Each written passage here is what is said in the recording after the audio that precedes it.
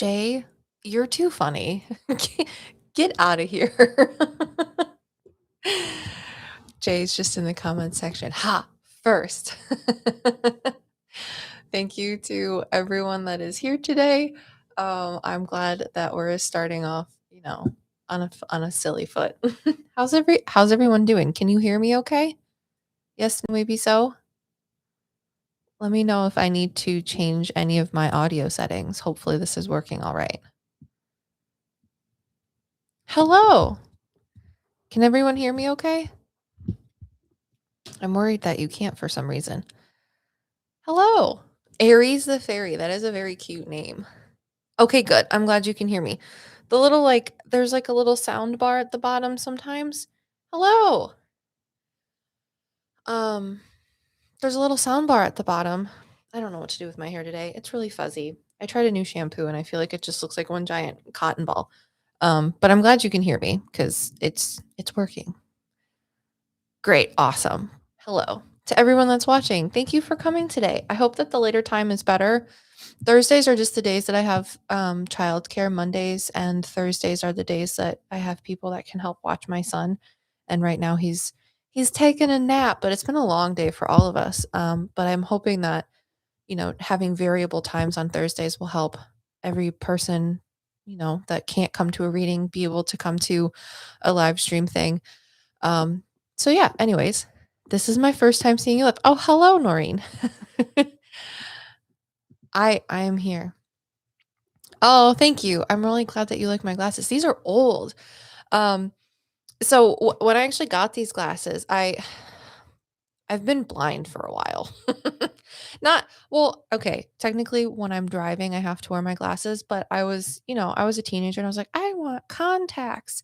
But I was around horses a lot. I actually went to school because I wanted to be a veterinarian for a while. So I went to school for biology and I worked a lot in the field and like equestrian centers and things. And guys, if you get a hair in your eye wearing contacts, it is literally the worst thing ever, or at least one of the worst things ever, in my opinion. So I think it was, probably 4 or 5 years ago that I got these glasses. I know, right? No, getting a hair in your eye, like, and horses' hairs are so small and little most of the time. It was not okay. But I also, have just with my own silly ways, I don't necessarily like things on my face and stuff either for the most part. So one of the reasons I didn't want to wear glasses for a while is because it always made me feel like I was in a fishbowl. Like all of the lenses were super small, or like you can see like out of your peripheral vision, like where the glasses end.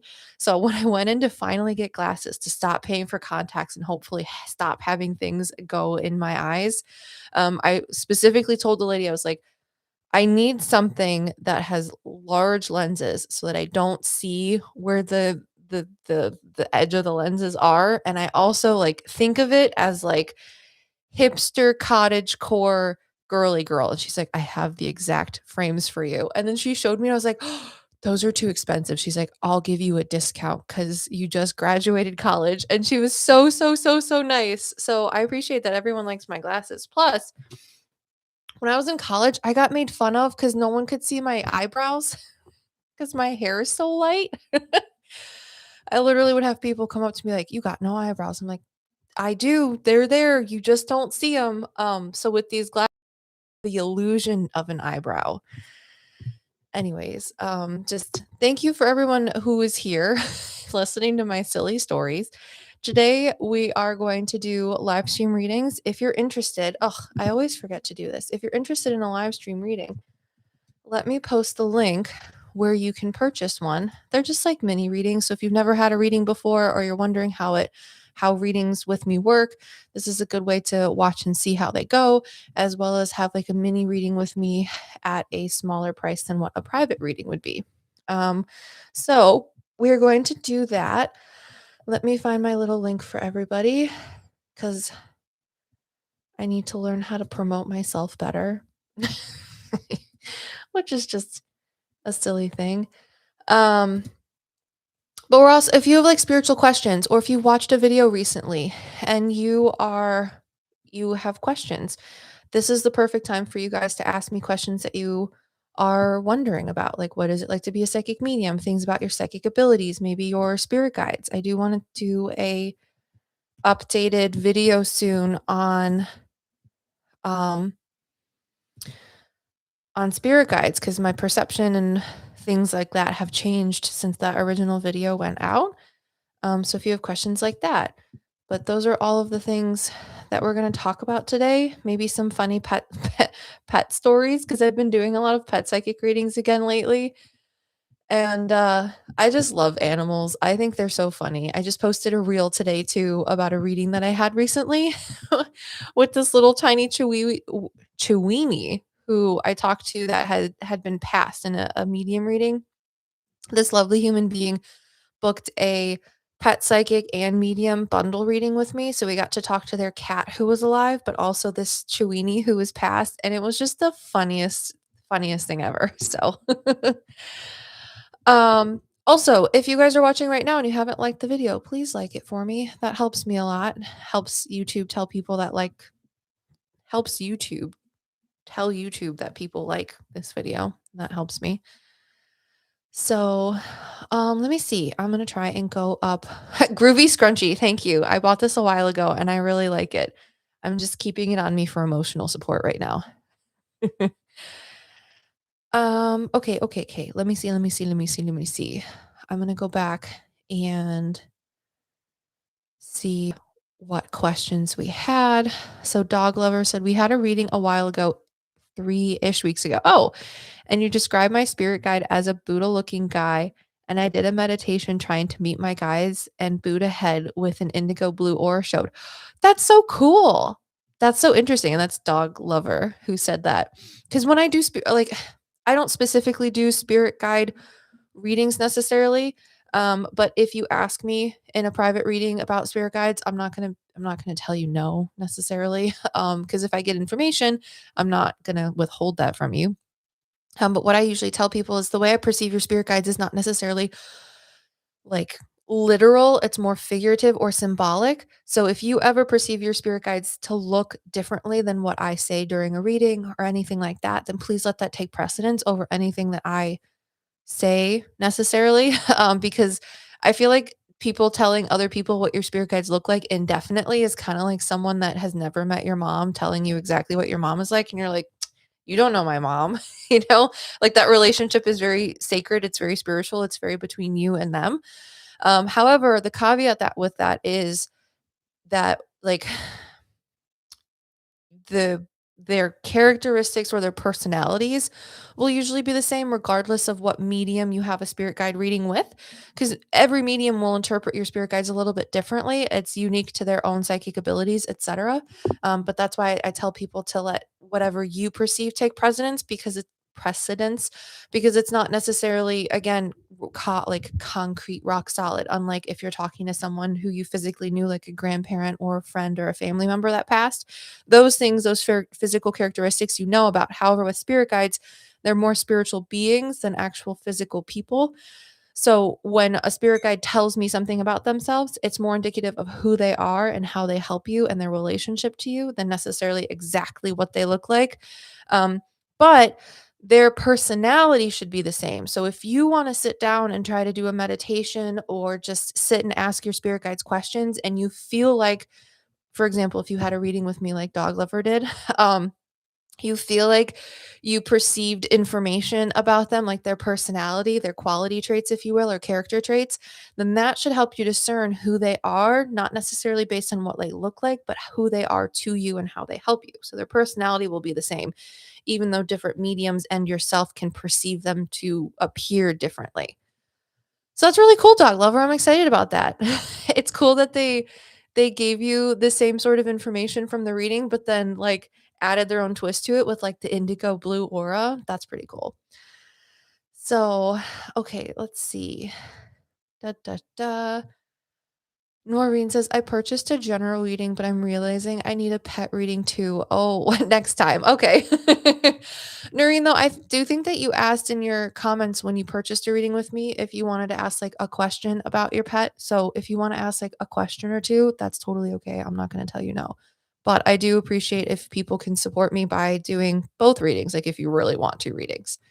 So, um, okay, let's keep looking. I do know as well, though, that yesterday somebody purchased a reading, and I want to see before we're too far into this because it's already been 10 minutes. Goodness gracious. Um,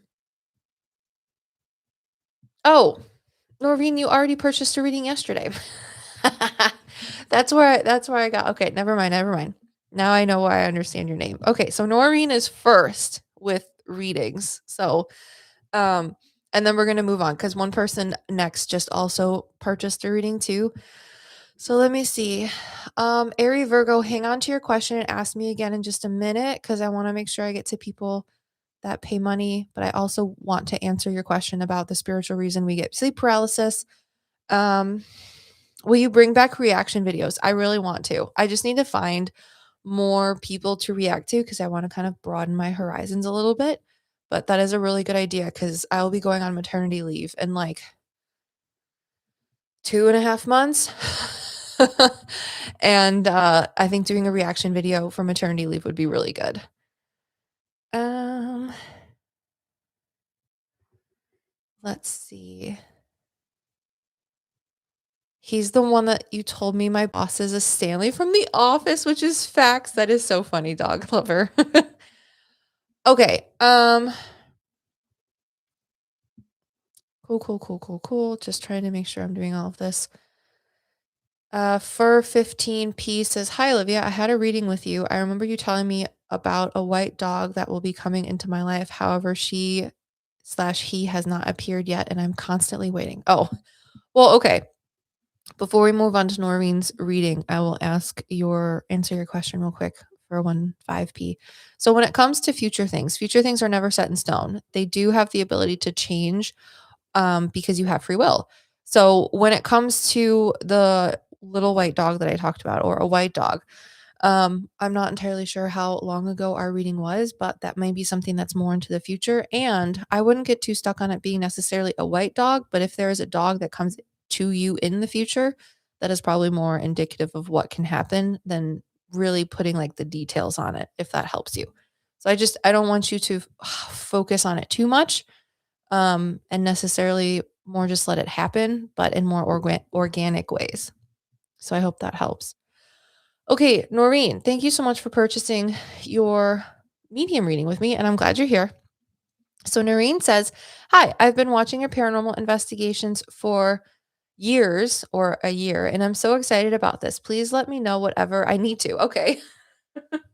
Noreen, do you have a more specific question than just anything that you might need to know? Because that will help me, especially in a live stream where I don't necessarily have like live conversations with someone to understand or channel the correct energy in order to get a more clear and concise answer for you. So the more specific questions, especially at least when you're doing live stream readings like this, where I can't talk to you physically, the easier it will be, hopefully, for me to channel correct energy for you.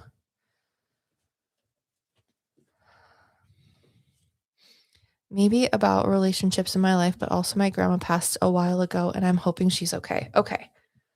Do you have a relationship with? Oh no, I'm having troubles. One more day until retrograde's over, guys. That could have been so bad. Oh no, what is happening? Wait, gosh darn it, retrograde. Let's see what happens. Hopefully we're still here. Okay, good. I'm gonna put this over here. I'm gonna put this over here. We're not gonna have liquids on the computer. Oh, geez, Lord. Okay. So absolute malarkey is happening. Noreen, do you have like a really close girl relationship right now? Someone that you're really close friends with who's a female?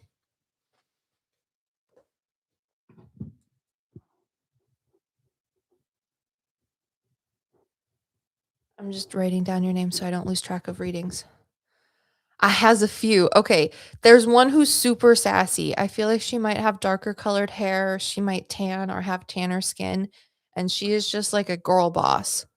Does that help narrow down who might have been who I could be talking about? The reason I ask that is it's just that like when I read your question about relationships, sorry, I'm writing to make sure that I don't forget questions and things that come to my head. I have a friend in Australia who's very sassy and lovely. Okay, I feel like your guys' relationship might become more, what's a good word? I don't want to say like intimate or intense, but maybe both of those words at the same time. Um, I don't know if she's gonna ask you to come on, like, a vacation with you or go traveling with you or something, but I feel like she's going to reach out to you possibly, and your relationship with her is going to change. It's going to become much more dynamic and close. Um, oh, or maybe it's my friend in Arizona. She's Native American, if that helps too. Okay. Um, I feel like it's more so your friend in Australia. I feel like she's a little more sassy and outgoing, whereas I feel like your Native American friend in Arizona is a little more like easygoing. She's sassy, but she's a little more introspective. Whereas I feel like your friend from Australia really just has ideas and then puts them out there. Whereas your friend from Arizona like has ideas and thinks about them a little bit more before she shares them. So thank you for helping me with that. I hope that helps you narrow it down as well. Just specifically though, when it comes to your absolutely. Okay, good. I'm glad. um, so when it comes to your relationship, I feel like there's gonna be a shift in the dynamic where you guys may become a little bit closer, or she's gonna need your help with something and she's not gonna be afraid to ask you about it. How or when that's gonna happen, I'm not necessarily sure, but specifically this relationship with your friend is going to change. Um, now let's see if we can talk to your grandma who passed. Is this your grandma on your dad's side, Norine? Also, I really like your name, by the way. Okay. Um, on my mom's side, I've never met my grandma on my dad's side. Okay, got it, got it, got it. Um,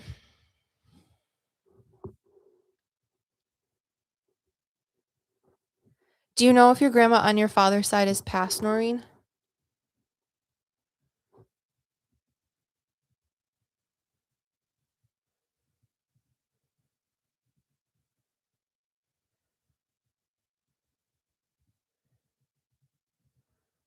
I don't think so. Okay, that's okay.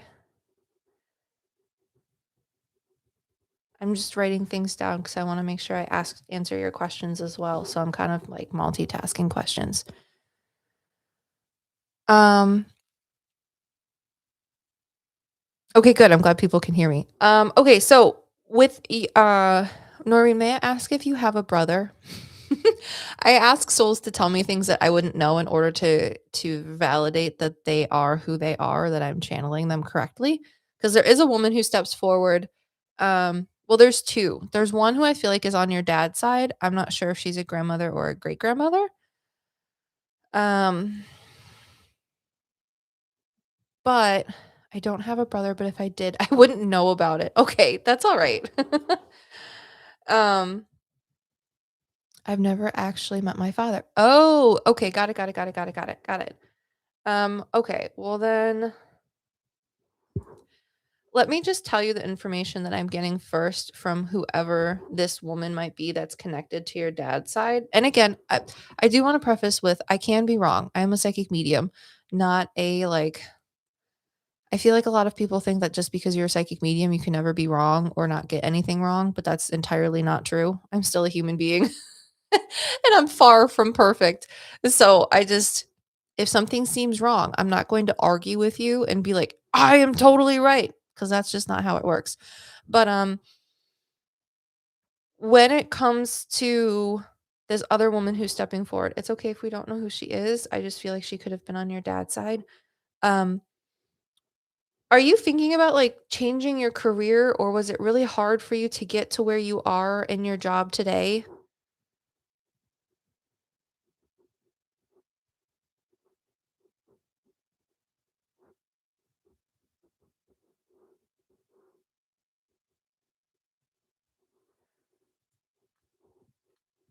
Because this older woman who I don't think is your grandma on your mom's side yet, there's just I moved to Los Angeles for acting, but I have to work a 9 to 5 to pay rent, which I don't enjoy. Okay, got it. Um, have you ever thought about, like, teaching at, like, an acting school?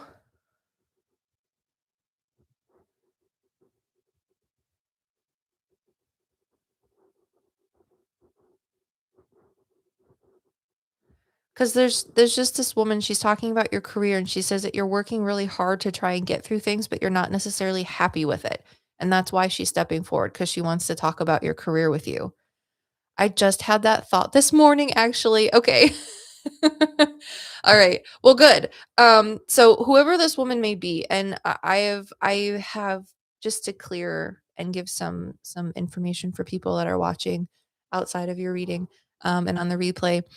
I used to get confused as to why souls we don't know necessarily step forward to talk to us, because if you don't have a relationship with them, why would they step forward to talk to you?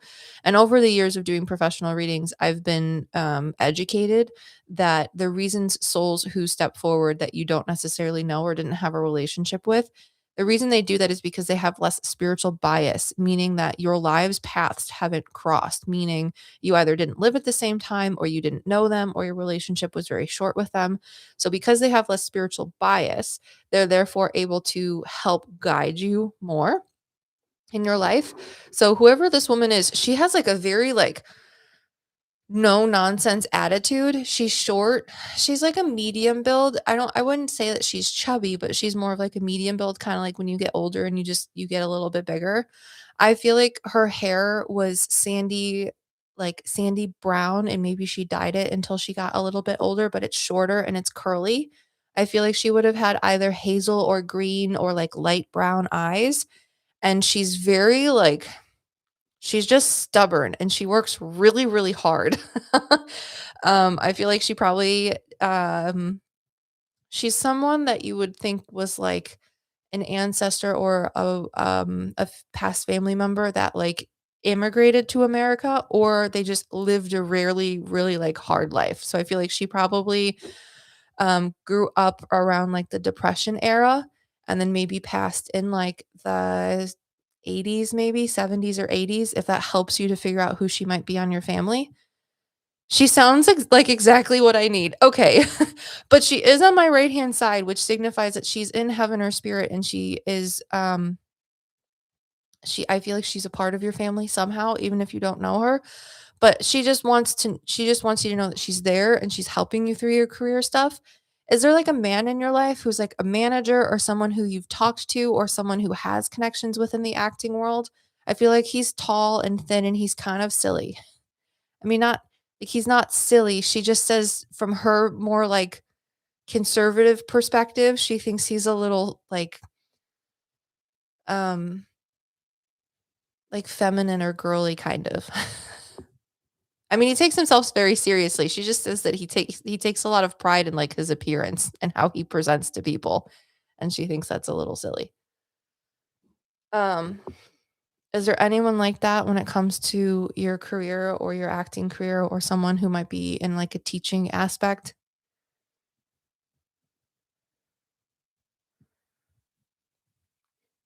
Only difference is that I'm British, Bambi. That's so funny. Maybe my boss, he's very tall and chill. Okay, got it, got it, got it. Um, I'm just asking her, and she says that's not it. She's like shaking her finger and going like this. So that tells me that this person might be someone that you meet if you start teaching at an acting school or taking classes.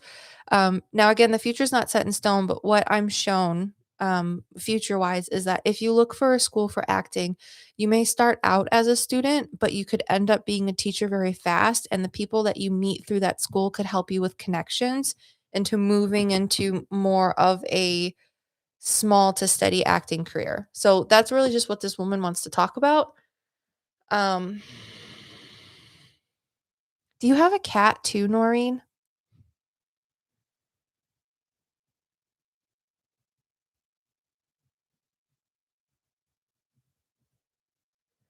I do have a cat. Okay, because I wanted to ask this woman, Cleo Linda. Okay.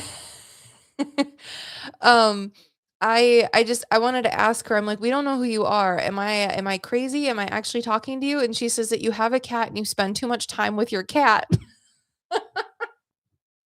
She's a very, she's not grumpy, it's just who she is. I feel like having a pet was like a luxury when she was around, or when she was alive and living and be focus on other things. I was "Okay, got it. Thank you. I will let her know." Um, yes, I love this. Okay, good. Well, so I just want you to know, if you figure out who this woman is, she is here. She's going to help you figure out more of your acting career or help. Not necessarily figure it out because that's your own choice, but she's going to be there while you figure out your acting career. And if you really do want to start going to school, I feel like it will start with classes, then being a teacher, and then finding connections that way. That's going to be like one pathway out of many that you can take to start moving forward in your acting career. Now, as far as your grandmother that you said too, because I just want to answer that last question before we go as well. Do you not live I appreciate her help and I'll keep her in mind. I love my acting school that I'm going back to soon. Okay, good. Um, is there a way that you can take your mother out to Mother's Day or like celebrate her for Mother's Day? Because the only thing that I feel from more of a quiet presence, I mean, she's not quiet. She's much more feminine and like kind and happy a little bit than this other woman who's been talking. So I perceive that this could be more of the soul of your grandmother on your mom's side, or so her mom. But she tells me that it would be important for you to try and take a little bit of time away so that you can spend time with your mom for Mother's Day, whether that be taking her out if she lives close, or even just having like a little FaceTime thing where you have some like, I don't know, like cake or something, send her a card in the mail. But she says it's important that you do something this year for Mother's Day.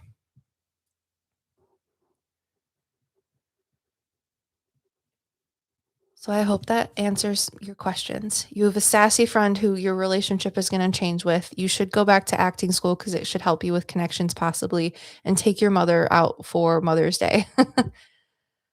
That sounds lovely. My mom lives on the East Coast and I've been worried about her. Okay. Yeah, this who I presume is your mom's mom. She says don't necessarily worry about her, just be about her. um so yeah, anyways, thank you so much for purchasing a live stream reading with me. I really appreciate it. And hopefully I can keep doing a couple more readings and answering people's questions because I know you guys still have more spiritual questions and things like that. Oh, no, don't go cry. Maybe happy cry though. I really appreciate you supporting me. Thank you so much. Okay, so if you guys are just joining the live stream right now, we are doing live stream readings. If you're interested, it's in purchasing a reading. We're doing medium, pet, and plant. So if you guys want to do a plant reading, that would be funny. Jay, who's one of the Metapsychics patron, was the first person to comment, which I just think is funny. She hasn't said anything else since then. Just hi, I'm first, which makes me it just is funny. Um, but we're doing live stream readings, answering spiritual questions, just chatting, hanging out, etc. And I'm gonna keep trying to answer questions as well. But we just got done doing a reading for Norine, and we're gonna move on to the next reading, which is with Caitlyn. So, Caitlyn, can you let me know if you're here? And also tell me the first letter of your last name.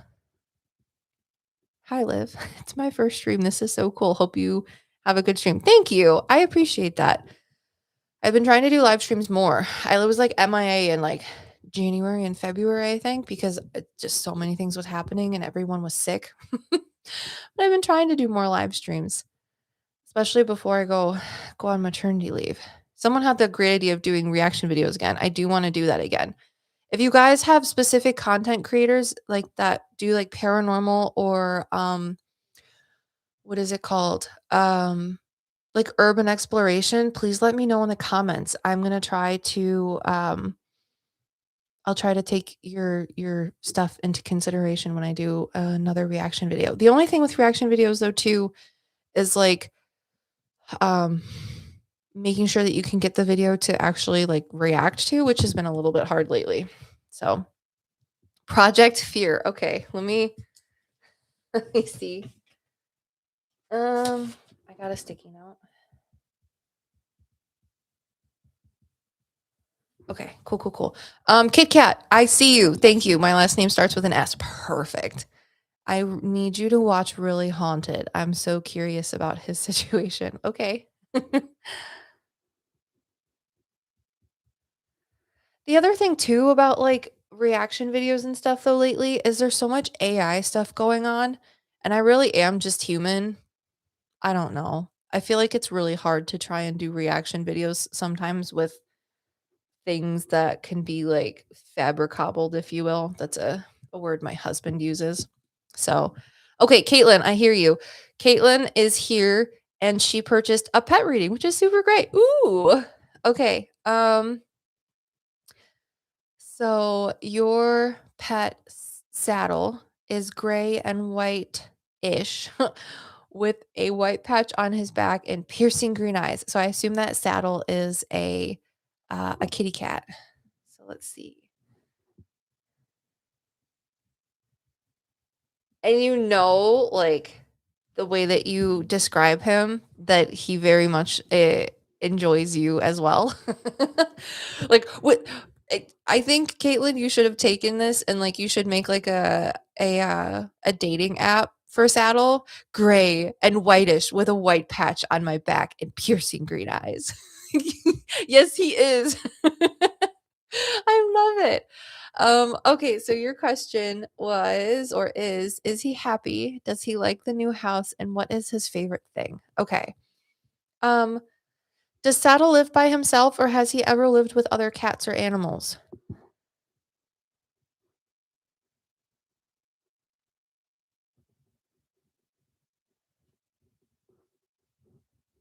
Thank you for everyone who's joined so far. If you haven't liked the live stream yet, please give a little thumbs up for me because that lets YouTube know that you guys enjoy it. I'm trying so hard. I'm real tired today. Thank you. Someone also asked about mediumship earlier. Please don't let me forget about your question because we have Caitlyn's reading and then one more. And if someone doesn't book another one, I'll start answering questions again.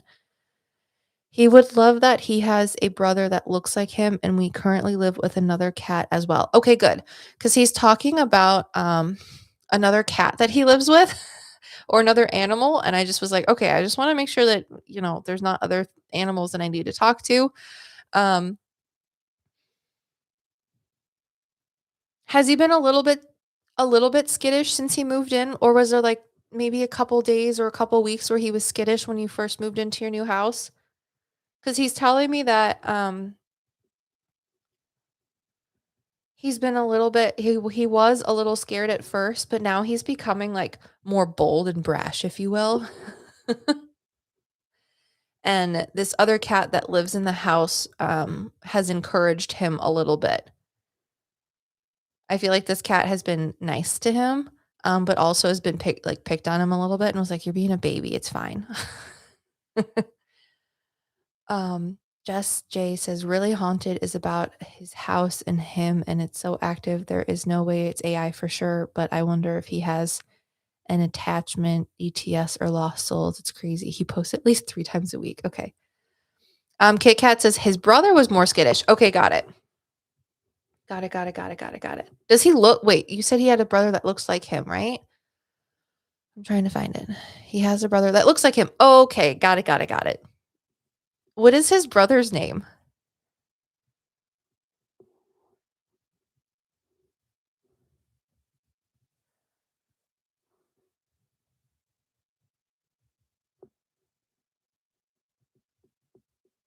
If you don't mind me asking.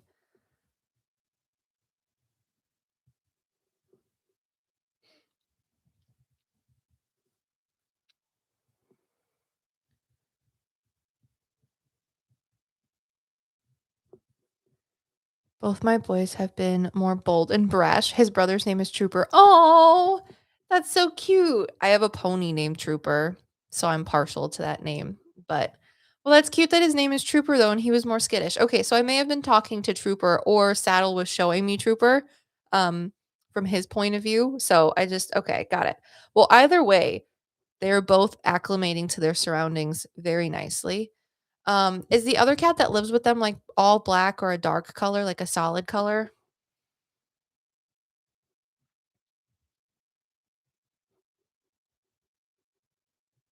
Just writing things down. Yes, he is solid black. Okay. Because when I talk to animals, there's two ways that I'll talk to them. One is like mono e mono, is what I call it. So it's things from their perspective, their point of view that they have experienced and understand. And then the second way is what I call more omnipresently. So it's as if you were to get a psychic reading for yourself, but for your pet. So it's information that pertains to them and is for their benefit, but it may not necessarily be something that they know about or have experienced.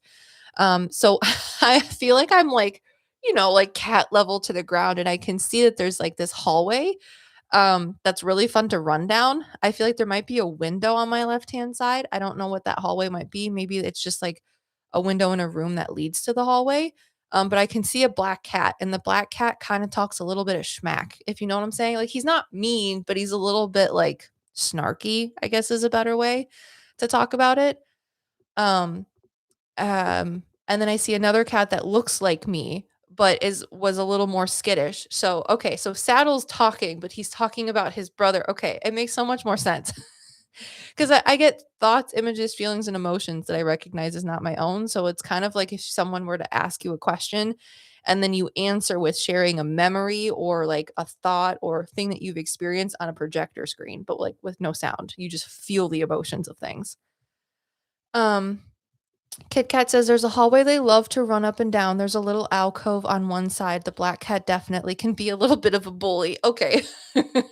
Well, they are applicating, goodness. What is it called? Now I'm blanking on words. Words are hard. Acclimating. That is the word. They are acclimating well to the house, both Saddle and his brother. Um, I think they are happy.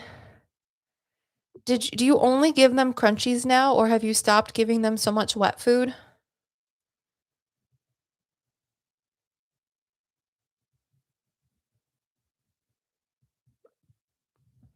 I'm gonna take a sip of my water.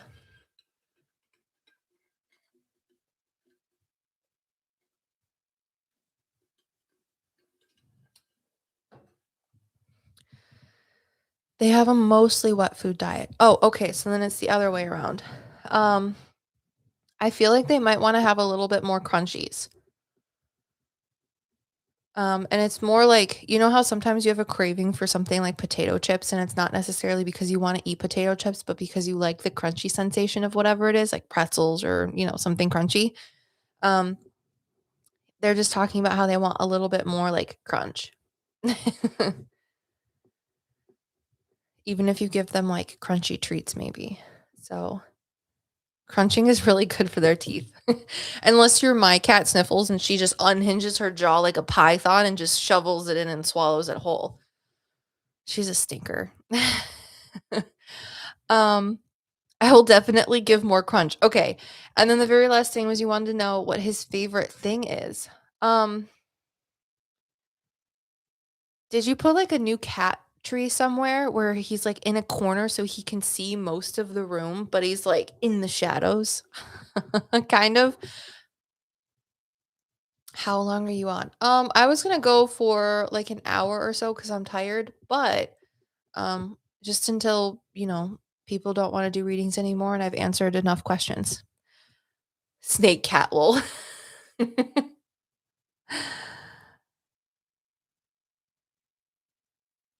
Do you think black cats are really spiritual protectors? I think all cats are very spiritual protectors, honestly.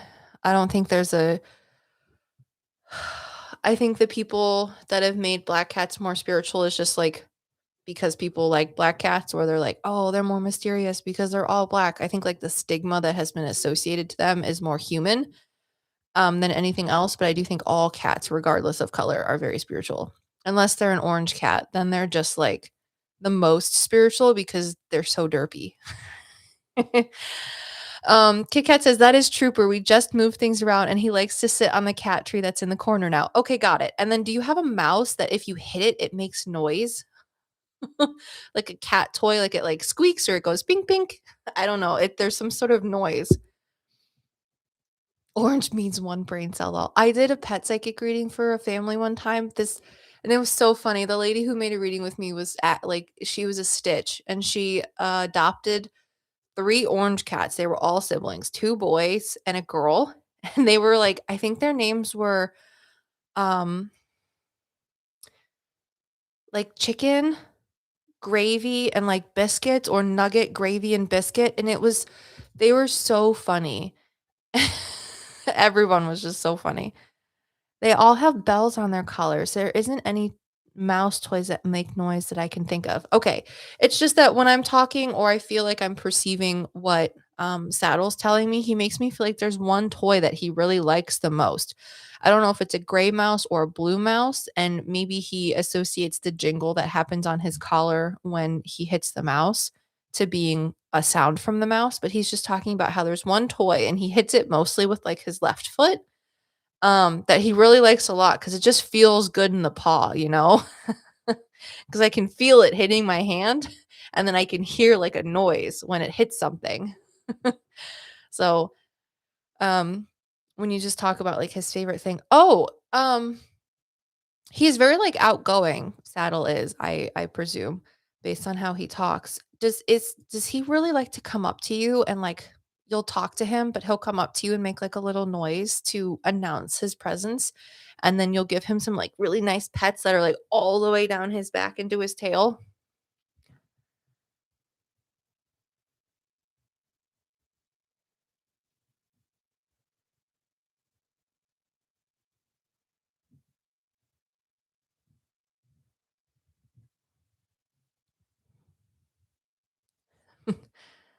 He is always talking to me. He loves to yell at me, and then I'll pet him or pick him up. Okay, because that is his other favorite thing. Since we can't, pinpoint what the mouse is, I was like, "Tell me something else you like." So he really likes that you talk to him and that he can talk back. It makes him very happy. So, thank you so much, Kit Kat, for making a reading with me. I appreciate I always like doing pet psychic readings. They're just always fun. So I appreciate that. Saddle is he's very cute and I hope that you can make like a profile for him with the description that you made.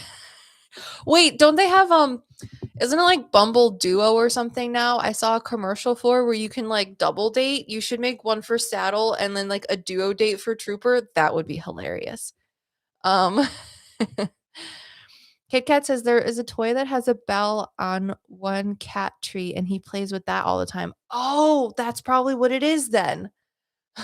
Got it. I'm glad we could figure that out because I'm like, I can hear it and I can feel my hand hitting it. And he's like, this is great. I'm like, okay, I will tell. So, anyways, that's awesome. Thank you so much, Caitlin. I appreciate it. And good luck in your new house. That's all very exciting for everyone. He loves to lick the string on that toy. Sniffles my cat like some. She likes feathers, which I think is funny. You're welcome. Thank you. Okay, let's see. So now we have Aries. Got it. I think you're using your name that's more close to what your name is in the comments. So Aries, if you could tell me what the first letter of your last name is, then we will go through your reading. Present. Okay, cool. Aries the fairy. I really like your name. It's a good one. Okay. And for anybody who's just joining, please hit that like button if you like the live stream so far. We are doing live stream mini like psychic medium, pet psychic, and plant readings if you're interested, and or just talking about some spiritual stuff and questions. So we are going to be doing that for the next couple minutes, and there's no other readings scheduled after Aries reading so far. If that changes, I'll let you know. But after Aries reading, if you had a question that I have not answered, please type it back in the comments in just a minute. Thank you, Aries. And I will try to answer your question from a medium perspective. Okay, so Aries says, "My anxiety has been very out of control." I'm so sorry. I feel that. And I've been really missing my dad lately. I was wondering if there was anyone on the other side with advice or if my dad has anything to say too. If it's not too much trouble, I'd like a second opinion on meeting meeting on my meeting of one of my guides. I second guess myself a lot when it comes to this stuff. Totally optional though. Okay. All right, let's see. Um let's start with your dad first. I'm so sorry that you've lost your dad. Every time someone that is like my age or even just a little bit older says that they lost a parent, it always just makes me so um angry, not in like a not like I'm mad at you, your parents died, but like angry in like a grief way. I don't think people should have to have that happen so young. So, I'm sorry for that. Um did your dad have a mustache, Aries, at any point in his time? Because I feel like there's a man who's stepping forward. He has darker color hair. Either it's like, I mean, it's not like black, but it's like a darker blonde or a lighter brown. He had a goatee. Okay, got it. But I'm seeing him in like maybe more like the late 70s, early 80s. Um, would he have been in like,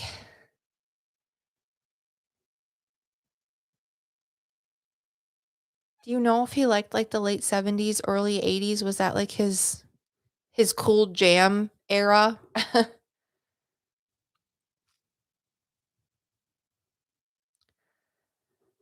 um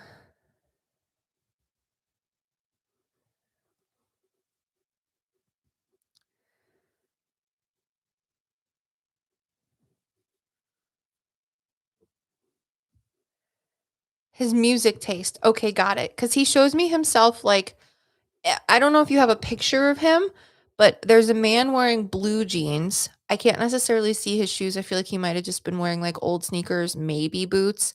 But there's a man who's like a medium build. He is wearing blue jeans, like what you'd get like in the 80s or 90s.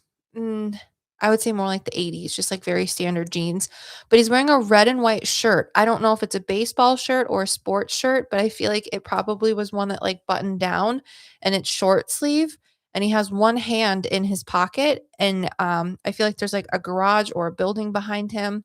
Um, but he has like the brown facial hair, but he's like in his maybe late 20s to mid 30s. He looks a little bit older than I think what he was in the picture. But do you know if that is a picture of him that you might have? But I just sometimes souls will show me specific things and it means something to you. So I just want to make sure I share that with you. Because if it makes sense, then it makes sense. But it's the a red and white shirt and it's like a button down, maybe like a baseball shirt for someone or something like that.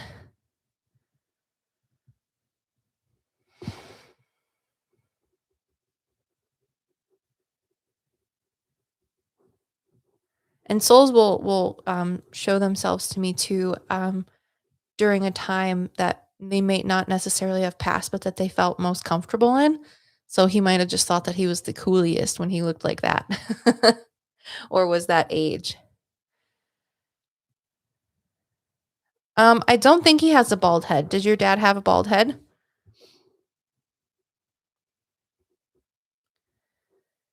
He was bald most of my life. Okay.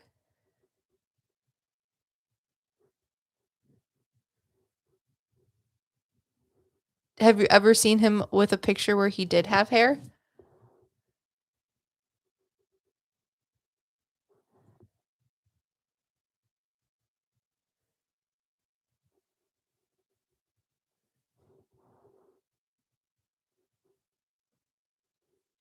I'm just wondering because maybe that's why he's picking this like era of his life because he's like, I had hair. Yes, he was still a teenager. Okay, got it. Did did your mom is still alive, correct? And were they still together or were did they have a divorce? Your mom and dad.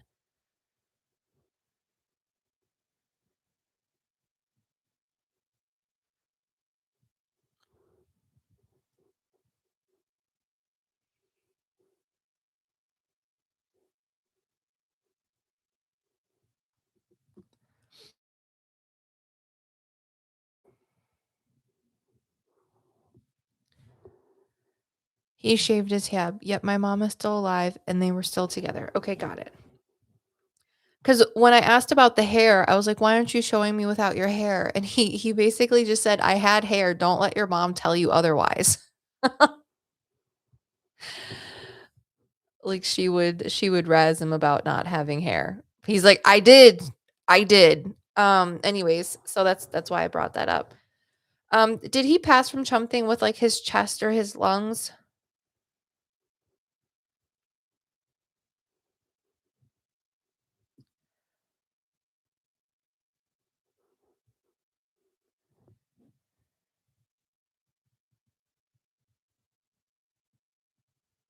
Cardiac arrest. Okay, got it. Because I feel like my heart or my chest is hurting, so that makes sense.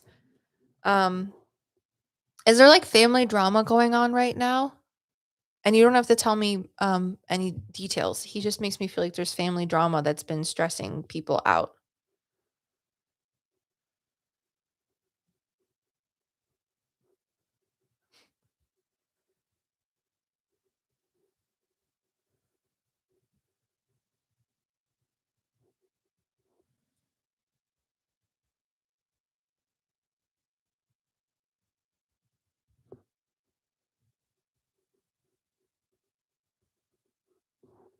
I'm just writing things down as he's talking.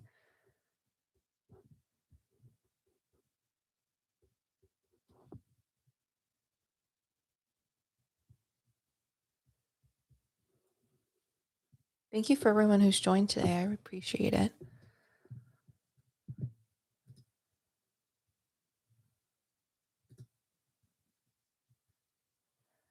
There's always something in this family, but I honestly don't have the energy to pay attention to it. Okay, he might just be bringing something up if something comes comes up in the future. He makes me feel like there's some family drama going on, mostly between older people. I don't know if his parents are alive or your mom's parents are alive or something like that, but he makes me feel like it's more so old people that's going to be causing drama. Um and he says it's going to stress some of the family members out. Hello. And, he says, if and when that happens, because it might be something in the future if it's not something right now, he says, "You know who the problem person is gonna be." Like, it's not gonna be something where people are, like, pointing fingers. It's gonna be like, "No, no, no. This one person in the family is being a stinker pot, and everyone's gonna know it." It's just whether or not people are gonna wanna say something to them and have them, fix their behavior. The other thing is too, are you in a relationship right now, Aries, or no? 'Cause the thing that I wrote was no new relationship. I feel like you might be having a little bit of, like, relationship problems, possibly. And when I say relationship, I mean, like, romantic. Okay. So you're not in a relationship, that's fine. Because he made me write no new relationship, and then the things he had me write afterwards was find someone who meets you, but doesn't need you. Because he makes me feel like the past relationships you may have been in. I'm a hopeless romantic, though. Me too. I really am. Um, so he says you need allow someone to come into your life. Emphasis on allow someone to come into your life that meets you where you are and doesn't necessarily need you for who you are. That is what he wants to say about that. Do you have any specific questions for your dad? Since I feel like he is here and he's very kind. He says he's around you too if you haven't been thinking about it. He's like I just he's around you as much as you need. My best friend could use that advice, Sushi says. I've actually never been in a romantic relationship. Solid advice. Okay, good. um, it is very cute, right? It's good dad advice. He also says, "Tell your mom I said hi unless it freaks her out." He says, "But maybe you should freak her out. Maybe it'll it'll zest things up a little bit." Sorry, that's really funny. He says it won't really freak her out that much. Like at first, like she'll act really cool, but then afterwards she'll be like, "Can you hear me? Are you really talking to me? Are you around?" He says it'll give her something to do. That's really funny.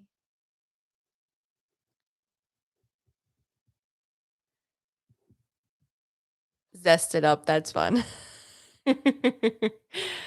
Um, okay, so when it comes to your spirit guides though, too,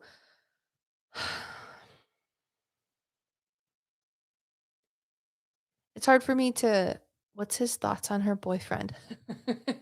Okay, got it. Um, that is so funny. So I just asked him and he laughed a little bit, but then he turned around and he's like, "That's none of my business." And he like put his hands up in the air and turned around like, "I'm not looking." So he's respecting their privacy. He doesn't think that it's bad. It's just not necessarily something that he's looking at. That is so I don't know. He literally he just threw his hands up. That's so funny. He would say that. Oh, that's so funny. He's really happy that you asked about him. He understands like um because I'm just asking him if he has any like words of encouragement for like your anxiety or anything. And he's like, listen, he's like, everyone has anxiety. Everyone worries about things. He goes, the only thing I can do is continue to like be here as much as I can in the way that I'm able to and just like help watch and guide you that way. He goes, but it's nothing that isn't something that anyone else has not dealt with before or hasn't dealt with before. And he's like, you're gonna be fine. He's a goofball. He is. He's very kind though. Um, so when it comes to your spirit guides, I don't want to necessarily like dictate what your relationship with them is. Do you really like Doctor Who or like those types of movies or books or whatever, Aries?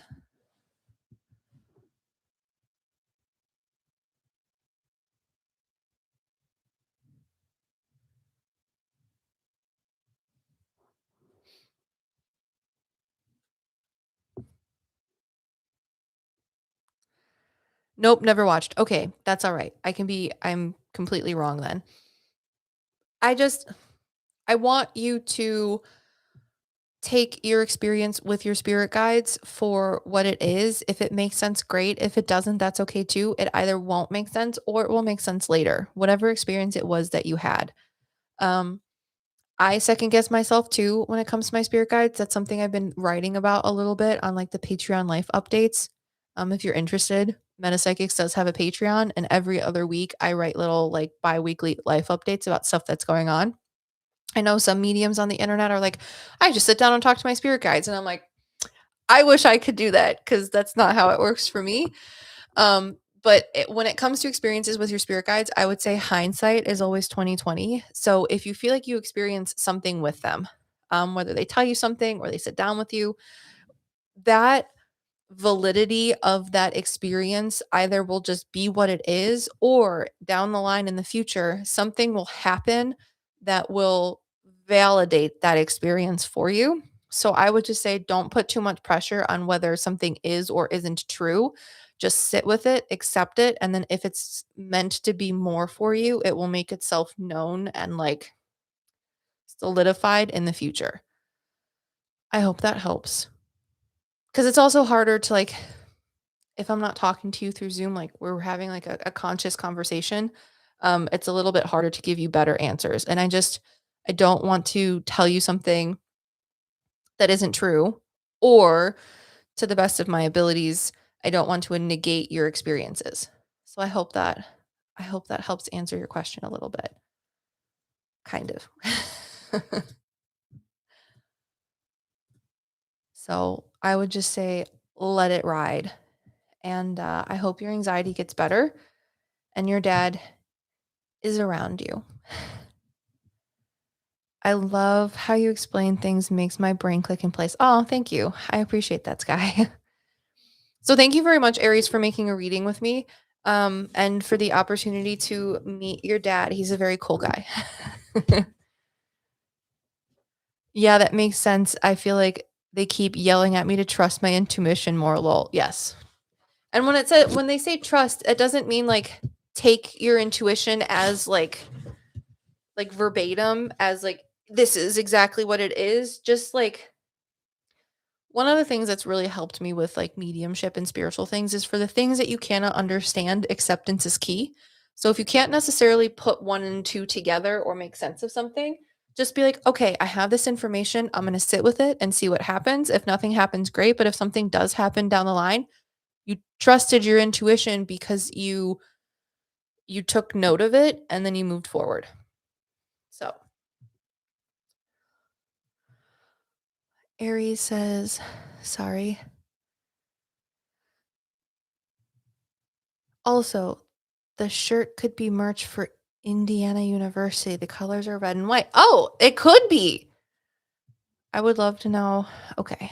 Um when you say that, he goes like this, like so that might be right. I'm so glad you could figure that out. Thank you so much. Okay, so we are gonna move on. I have two more readings in the queue. However, I do want to answer people's questions really quick because I know I said I was going to do that. So if you're just joining out, please make sure to hit that like button. It really helps YouTube understand that everyone's enjoying the live stream and that they should have more people know that I do live streams. And we're also doing live stream readings and answering spiritual questions. We've done a couple readings so far. We're going to take a break just for a minute to answer some questions that I haven't gotten to yet. And then we're going to do two more readings. Okay, so let's see. I know someone has been in here. I need to find your thing. Ari Virgo. Okay, good. Question: is there a spiritual reason we get sleep paralysis?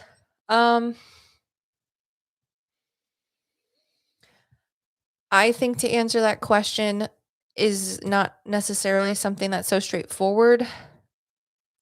I think that there can be spiritual reasons or like underlying causes that are spiritual to sleep paralysis, but I do also think that it is something that is physiological or biological based on your brain's ability to try to rationalize the world around you on a subconscious level. Um, do I think that spiritual energies or manifestations can influence that? Yes. But do I think that it is only something that is spiritually fueled? No. I would say, in my current opinion, which could change, sleep paralysis is more of a physiological, biological thing that can be secondarily influenced by spiritual things. Does that help answer your question? um, okay. Ari Virgo. Because, like, there's definitely one time where I had a really scary dream when I was a kid, and I've talked about this in podcasts before. I met a PsycKicks with like this scary lady, um, where I thought that was very much like a spiritual sleep paralysis thing. Like the reason people have dream catchers is because they had this terrible dream. Like dream catchers do work type of thing, to keep scary lower vibrational things from influencing you. Because if you think about my current understanding for lower vibrational entities, or what people would say are like poltergeists or like demonic activity, whatever, is that those because everything is energy, those entities cannot exist without energy. So if you're thinking about dreams as something where your subconscious is trying to understand things, your conscious brain and your subconscious are different. Your conscious brain is full of ego, which is your sociocultural perceptions of how you view the world around you, i.e., people have told you like ghosts don't exist, the sky is blue. It's your rational mind, right? Where there's checks and balances to help you understand and perceive the reality around you. However, with your subconscious brain, that's not necessarily the case. Your ego is gone in most cases, or it's a lot less influential, if you will. So if you're thinking about lower vibrational things that need energy in order to exist, what they're going to do, if there is a spiritual undertone for your sleep paralysis, is that they're going to be like, "Oh, you're in your subconscious brain. I'm going to be able to, because you're not using your ego, scare you more. And if I'm able to scare you, then that gives them the energy that they need to exist." So I do think that there can be underlying spiritual like things that happen when it comes to sleep paralysis, but first and foremost, I think it could be biological and physiological, which is just your subconscious brain trying to make make sense of things. But again, when you're in your subconscious brain, you still don't have that ego. So it helps your brain to like think about things in more abstract ways, which is why there's so many like books on dream interpretation and things like that. Because people are like, I want to understand my subconscious because your ego's not there. Your ego is what helps you rationalize the world. So if your ego's not there, then your subconscious is just really silly. Does that make sense? I hope so. um, okay, let's see. Da da da. Thank you, Ari Virgo, for re-telling me or re-asking me your question. Sushi says, so our loved ones pass over are always around us. So when we are alive, we have our five physical senses, right? See, touch, taste, hear, smell, with the sixth sense physically being what I could equate to as like instinct, which is more of like a primal, you don't know how you know things, but you do. It's more of like all of those other senses work in the background to help you perceive the things that are still physical stimuli, but you're not like consciously, you're more subconsciously interpreting. So that's more of like what your instinct is. However, when we pass, we're just energy. We are in heaven or spirit. That's why when people are like, I want to raise my vibration, because I think souls exist vibrationally higher than we do because we're stuck in the physical world. So when things are physical or solid, their vibrations are lower than that of what you can equate as like gases, which you can't necessarily see but do exist, but they vibrate higher at a higher frequency. So I think souls exist in a frequency higher than that. But you don't need those five physical senses. Instead, you gain the ability to know, see, hear, and feel everything. So think of it kind of like if you just wanted to know something, you could ask the question or think it and you had that answer. So are they always around? Yes, but it's more like sublime than that, I would say.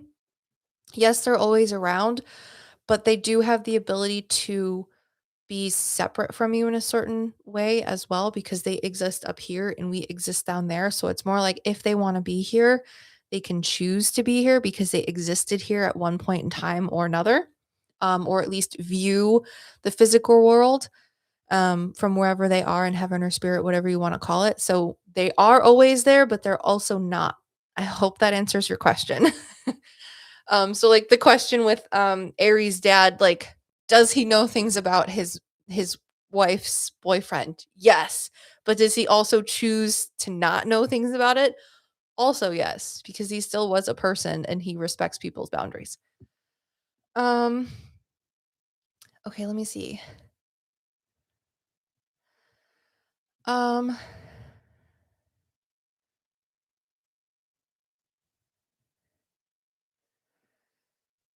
um, how can one be an empath without losing their mind? So I think being an empath, when you think about empath is like a very I wrote if you want to go on metapsychics.com, I wrote a blog post about psychic abilities and one of them is like it's on the concept of clairsentience, which is one of your six psychic abilities. So clairsentience, and I learned a new vocab word because we're reading a book for Mediumship Book Club, which is on Patreon. But I used to always say that clairsentience is two things. It's emotions and feelings. So like emotions of other people or other things, and then physical feelings. So like for example, when I'm talking to a soul, if they're getting emotional about something, I will feel those emotions, like the love that they have for someone or the anger or frustration that they had from passing. That is something that I'll feel, but that's an emotion. However, like again, just to use the example when we were talking to Aries' father, I felt like a little bit of like it's not necessarily pain, it's just like an aching feeling in my chest, which I just assumed was related to his passing. So that would be more of like the feelings. But this book that we're reading actually gave a word to it. So there's clairsentience, which is like this person dictates that as feelings or emotions, but then there's clairtangency too, which I thought was interesting. So like tangible, something's tangible, it's physical, you can feel it. I thought that was pretty cool. So when it comes to being an empath, I don't think that your empathetic abilities should be turned on at all points in time. as a medium, I do believe that it is not just your innate abilities. Like, if you want to become really, really strong, then you can train your body to be really, really strong. And I do think that there is people's propensity to become more capable in their psychic abilities. But just like that is with everybody's five physical senses, that can only go to a certain extent. So, the reason I think that I'm getting lost here, I think that your psychic abilities are something that you can manage and understand and further to an extent. But I also do think that your psychic abilities are something that are linked with spirit, i.e., your spirit guides or the souls or beings that you're talking to. They are like the technical liaisons, if you will, of your psychic abilities. So I don't think that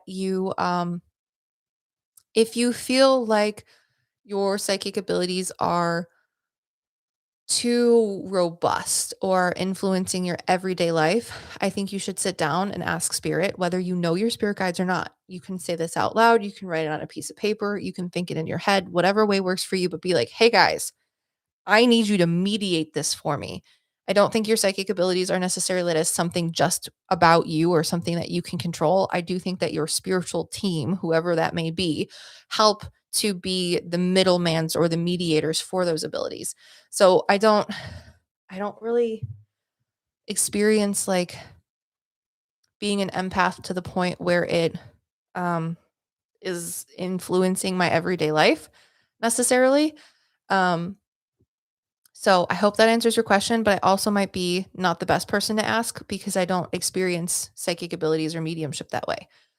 So I know there's a lot of questions still going. Um, oh, WJ's here. Okay. Hi, Liv. Just wanted to let you know after your reading on your last life, my wife visited my dream for the very first time ever. I thought you'd like the update. You're going to make me cry, Bill. I talked about your reading to my husband after that happened because a whole bunch of different things have been going on in our lives. And your wife, Wanda, that was her name, was just so kind. And like the relationship that you guys had as husband and wife, she really made me feel that. And my husband and I are like, we've been together for a while, but we've only been married for going on 4 years in October. And, with marriage, you have the ups and downs. And when you have kids and all of these other things that go on with life, it's just like the love that you guys had was just so like lovely and steady and like warm. And she was so sweet and kind. And I love, I know I do, the podcasts and the YouTube videos, but I really love doing readings. It is what I'm most passionate about is meeting lovely people like all of you. Even if it's in a live stream and I don't know what your faces look like, I love meeting you and I love meeting your past loved ones. It is such a special gift. And I'm not talking about like what I do. I mean, like meeting you is a gift and getting to meet your wife and the lovely things that she had to say and just like the feelings that she gave me about your guys' love and your marriage was so special. So oh, thank you. So anyways, I'm going to be a professional. I'm a professional. Um, The stream will be saved to YouTube to watch later. Every live stream that I do just automatically uploads. It'll be under live streams if you're looking on Meta PsycKicks, so you guys can rewatch your live if you'd like your reading. So, okay. Thank you. Thank you, Bill. I appreciate it. Okay, so if you had other questions, please save them. I'm going to do the last two readings that we have because I want to make sure I don't wait too long so that people, because I know you guys are busy, you're doing things during the day. We have two more readings. The first one is going to be with Susan. Susan, can you tell me what the first letter of your last name is? Paperflower. Hello, it's very late for me and I happen to be up, but I just want to say hi. Hi, Paperflower. Thank you. Get some sleep. That's me. It's S. Okay, perfect. Okay, bye now. All right, paper flower. Thank you. Um, okay, cool. So Susan had a pet psychic reading, and then after Susan, is going to be Skyly or Skye. And you had a plant reading. So I just want to make sure that you guys are all here so I don't miss out on anybody. Okay, Susan asked, oh, pet appearance. Okay, his name is Friar. Very cute. He's gray, kind of tabby like. He doesn't really belong to me officially, but he does live with us. Okay.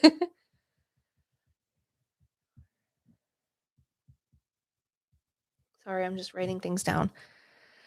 Okay. He's so skittish. I wonder if he really likes me or if I scare him, but I try to take care of him best I can. I wish I could read cat, but I don't. I wonder if my roommate is the cat whisperer and actually understands him. Okay. Um,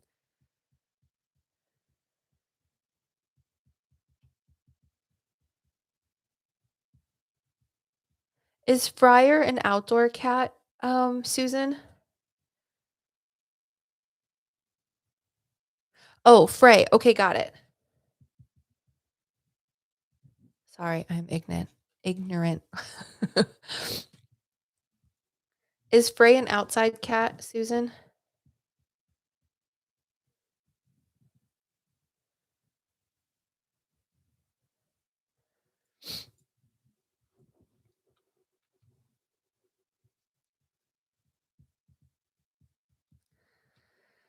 He certainly likes to try to dart out there a lot, but I try to keep him inside. Okay, got it. Do you know if he's had a previous owner before you? Is he a little bit older or is but my roommate takes him outside when he can. Okay, got it.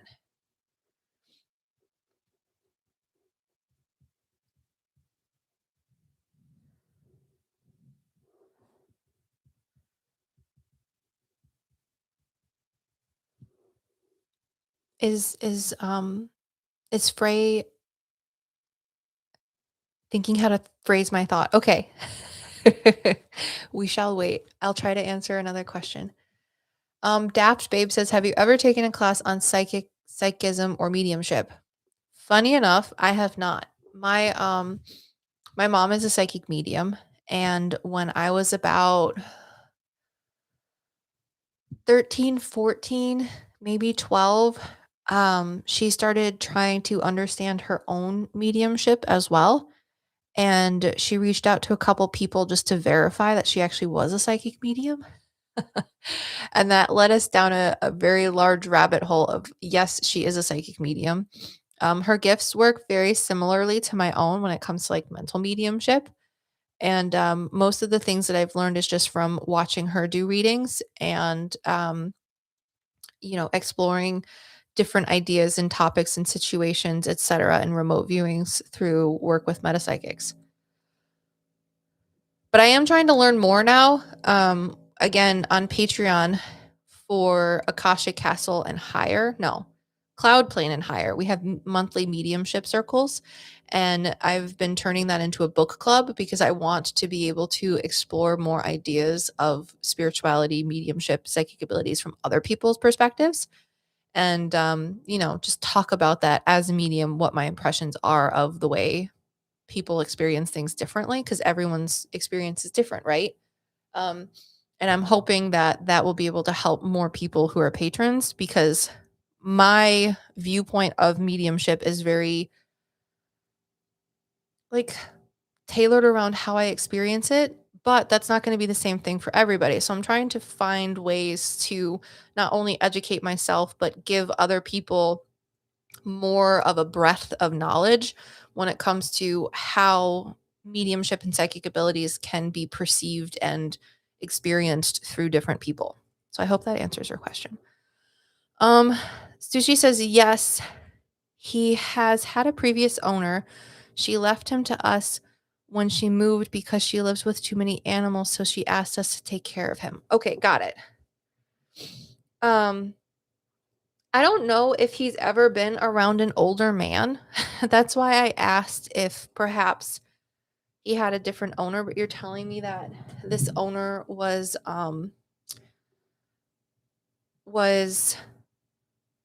female.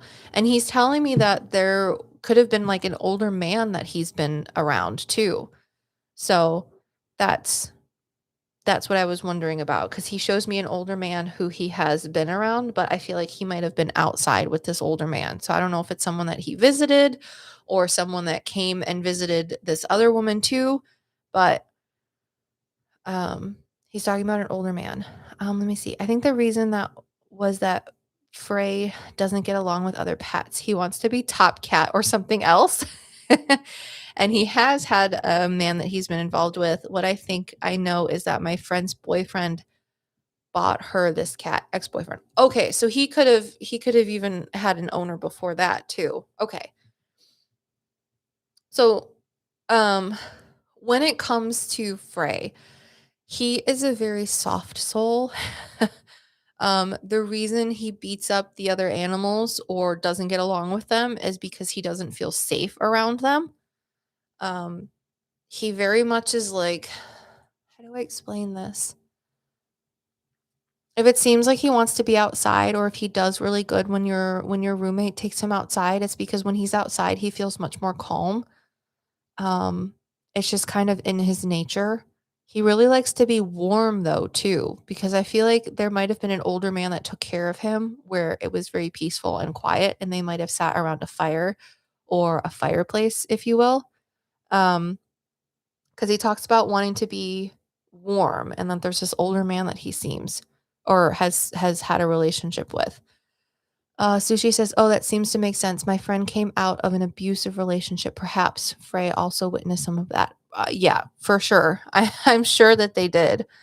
Um, so when it comes to just like being skittish, I think it's just because he didn't like being around all of those animals. It was too much for him. It's just not in his personality to be in a really big group. He would rather be like a lone ranger, if you will.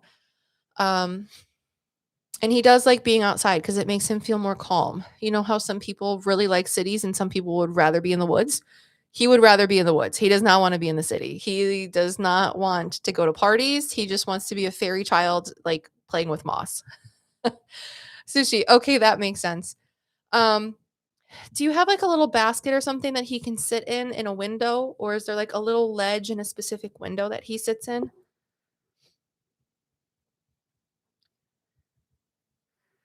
I'm afraid he'll run out and that he'll get lost and not come back. Oh yeah, I'm not saying that you should let him out because he may want to be an outdoor cat that gets lost and doesn't come back. But he does enjoy his outside time, so maybe like a little like pop-up catio or something might be good for him. I know you can buy ones that like stick into the ground like a little tent so that he can go outside but be in a secure place that like hawks and birds can't get him. He can't run away. That might be something good, but he talks about a window that he really likes. My cat spends a lot of time with my current roommate, and he does sleep in a comfy spot by the window a lot. Okay. That's awesome. So he might also just really like your roommate's presence because he's a man. I know that sounds silly. I actually just got done doing a reading for a woman who's very kind, and she has this very persnickety dog. I think his name is Luca. Luca is the most adorable dog I've ever seen in my entire life. So like my egotistical brain is like, "Oh my god, you're so cute. The world needs to protect you." But as a pet psychic and the way that I talk to Luca, he is a stinker. Like a very big stinker. Um, and he does bad stinker boy things. And one of the reasons he was telling me that he does more bad behavior now is because the man that was living with his owner has since moved out, and because there isn't another man, he has become very persnickety and has gotten lots of bad behavior. So because there isn't that masculine figure, and when you think about it from an animal's perspective, like they have their conscious brain, right? But they also have their what I would call like their instinctual brain, um, which is more run by instinct and for example, like the way that it was explained to me through my abilities was like because he doesn't smell the testosterone or the pheromones from the man, he's like, I am all things that is man. So he's become very much a stinker pot and is causing problems with other dogs in the neighborhood and things like that, and is becoming a little more aggressive. but it's really because that other masculine figure isn't there. So because there isn't more of a man thing going on, this dog is acting out.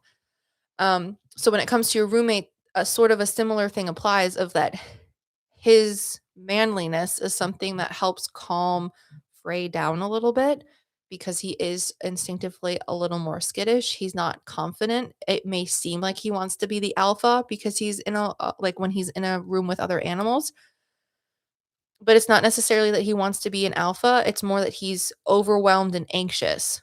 So it's kind of like the person that's most insecure in the room starts yelling and everyone gets quiet and it's like, why are you yelling? It's just because he's insecure, which is it's okay. It's just a part of who he is. Um so Sushi says, I think Fryer is also very therapeutic cat. He seems to be around people who are hurt or not feeling well. He curled up on me when I was recovering from surgery. Aw. Fryer does follow my roommate the most. If my roommate is not around for days, Fryer will come to me. Hee hee. That's very insightful and so helpful. Well, thank you. I appreciate that. So he is happy in his life. He just has a um I don't think it's necessarily a more uncommon personality. It's just not something that I think a lot of people think about when you have a cat. So I think it's good that you guys did take him from the friend that you guys had before because now he's not with a whole bunch of animals. It's just not his thing. And he does enjoy both of you. So I hope that I hope that I hope that answers some of your questions. And thank you so much, Susan, for making a reading. I appreciate it. Yeah, the more like instinctual things that I've been learning from doing pet psychic readings is interesting. And I've been trying to like after the reading, like cross reference with like actual animal behavior and like scientific things that people understand about animals with it. And it's been pretty cool. You're, excuse me, you're welcome. I appreciate you. Okay. All right. We have one more reading and then I'll answer a few more questions and then I'm going to have to go because it's been a while and I have to use the potty. If anyone, not like in a weird way, I have to go number one. I'm only a few days away from entering my third trimester with my second baby. And as soon as I stand up, I know I'm going to have to pee. That's just how it's been going. But it's also like a revolving door of like you have to stay hydrated, but also you're just peeing all the time. It's not okay.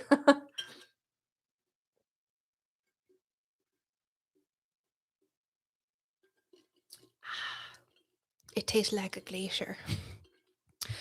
OMG, you're pregnant. Congrats. I'm not telling anyone the gender yet.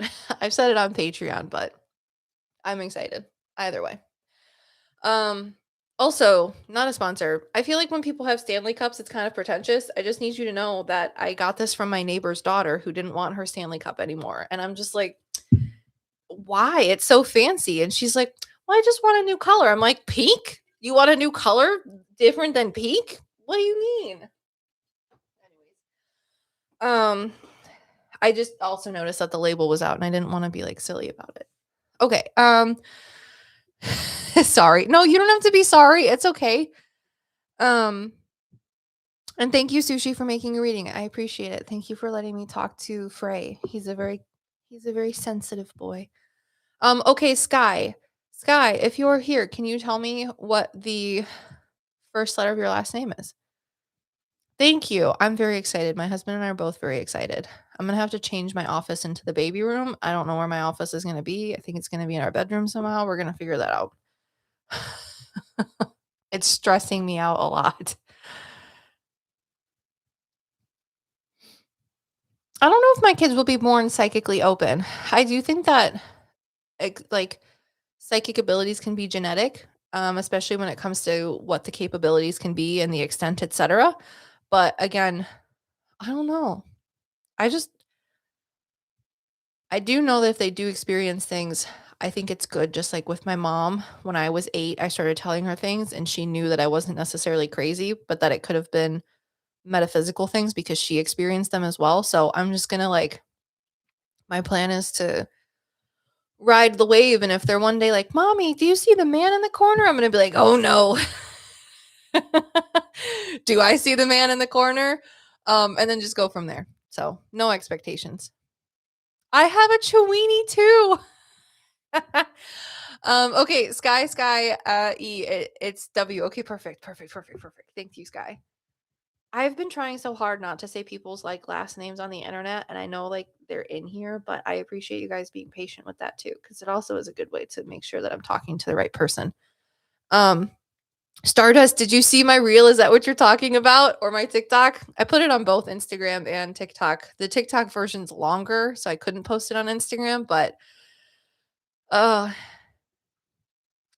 Norine says, that's exactly how my mom knew she was psychic. She saw her grandmother after she passed and she was 4. Yeah. My mom used to go to church with her Russian Orthodox grandmother. My mom's adopted.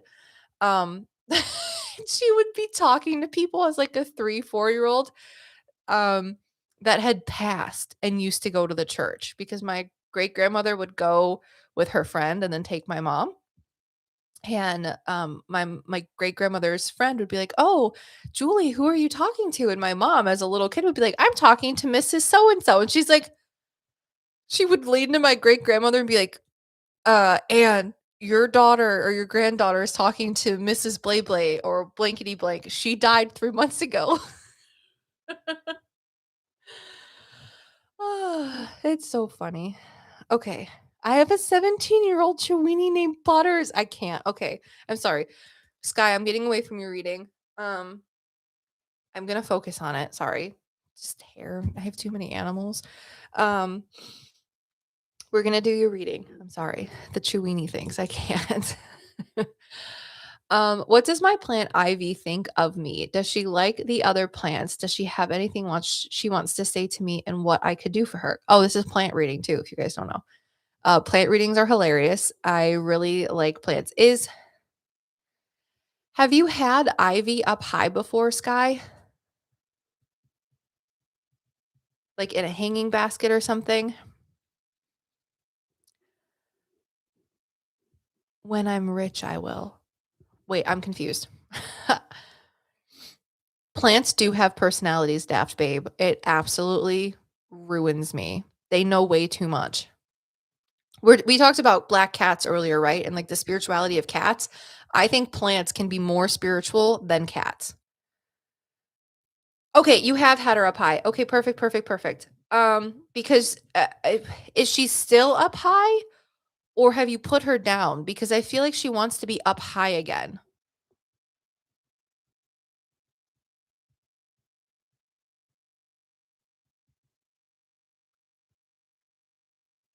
Plants can be spiritual. I'm extremely fascinated. Yes, they know everything. I'll talk about plants in a second. I want to do Skye's reading.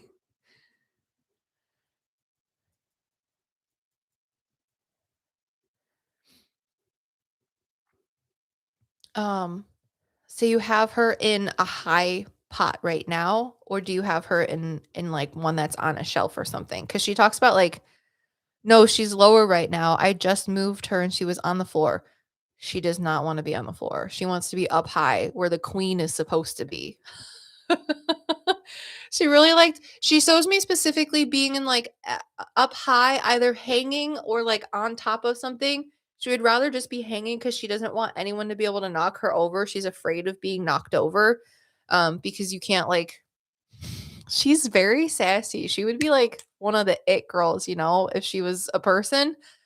She says if she gets knocked over, then it just messes up everything. Like all of her leaves will be messed up. She doesn't like that her pot could be messed up. Her roots will be all sideways. She just wants to be up high where no one can really like touch her besides you can give her water. But I feel like she was up high and then there was a window like right in front of her, and she wants to be back up high where the window is right in front of her. So that is her like biggest concern right now. Lol. Yeah, she wants to be up high where the queen belongs, where no one can mess with her weave, which is like, her foliage. That is so funny. Yeah, like she talks about how she makes her leaves go a certain way not just because of, like, the sunlight and stuff, but because it makes her feel pretty, and if people can touch her, then it ruins, like, how she's like, "Do you know how long it takes me to get my leaves to move that way? And then someone just comes in and moves me? How rude." Um, this guy says, "Bless her." Yes, that was in my old room. Okay. Um, do you have, like, a little bonsai tree or, like, a money tree? There's something that she's talking about that has, like, more bark to the bottom of it, um, where it's, like, brown. Do you have some sort of plant or tree that's like that, like a bonsai or a money tree where the bottom sticks out and you can see, like, the roots and they're brown or they have bark on it?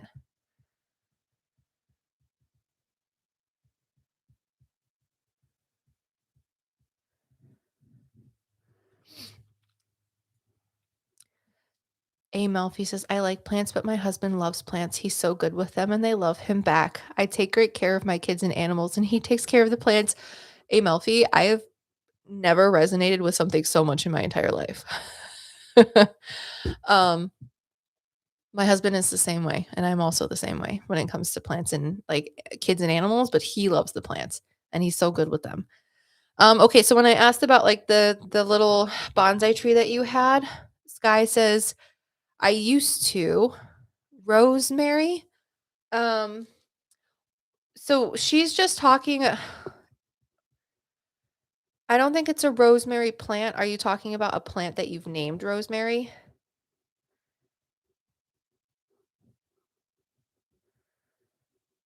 Because she shows me another plant that may have red or pink flowers. I think I know who she's talking about. Okay, because she just talks about how there was this plant that you had or do you have that has like roots or brown bark to it. It's almost like a tree or a shrub than anything else.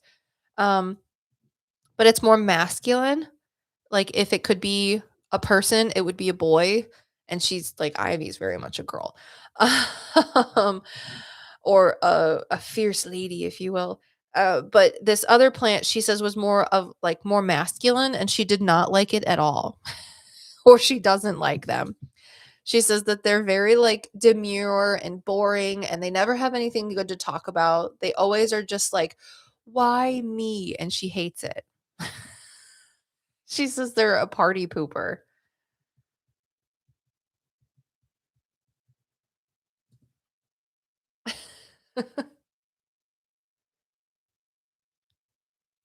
I hope that answers your question. Because you asked, does she like the other plants? I feel like there's other plants, but that's just the one that she wants to complain about. I hope that gives you some insight. Um,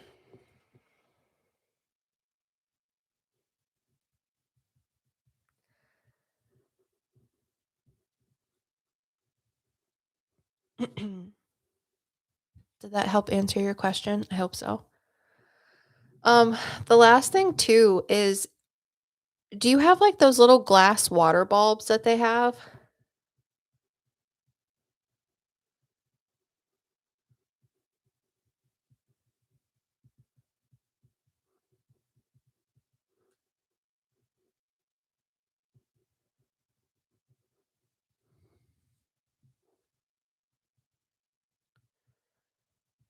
Yes. Okay. Lol, I think that one died. Okay. Oh my, that is so funny. Okay. Well, it maybe died because all it did was complain. And she's like, "Good riddance." She just wants to let you know that she did not like him. So with the little glass water bulbs, she said she likes them, but she wants one that's smaller because the ones that you have, if you put them in her pot, will be way too big. Um, and she would very much like a pink one, please. And the reason she wants a pink one is because it will attract the bugs that she wants near her, not the bugs that she doesn't want. If there are any bugs to be attracted to her,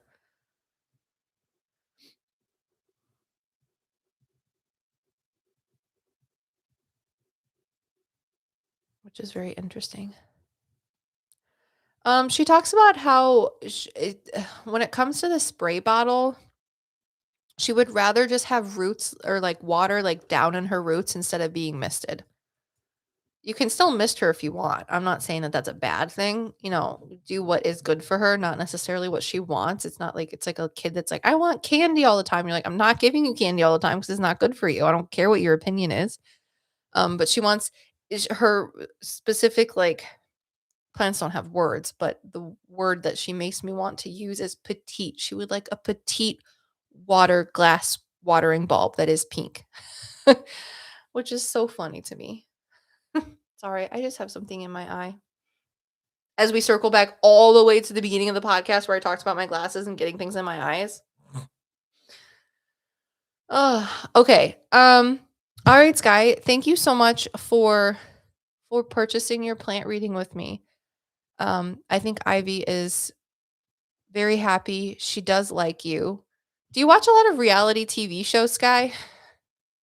Or like cooking shows or reality TV where like people are like actually talking or teaching you things?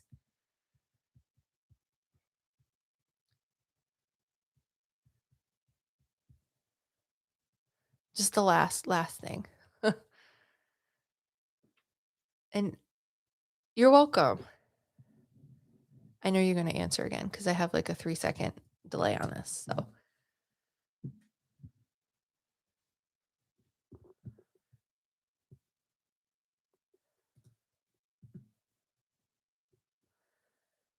she's in the kitchen and my roommate does. Okay, I just need you to know that she really likes the reality TV that your roommate watches, which is so funny to me. I love plants. They are so ridiculous. Absolute, just like chuckleheads, honestly. Oh, hilarious. Go watch some more reality TV or tell your roommate that she likes it because it's so funny to me. That made me think of like a random question. How could a plant not like you?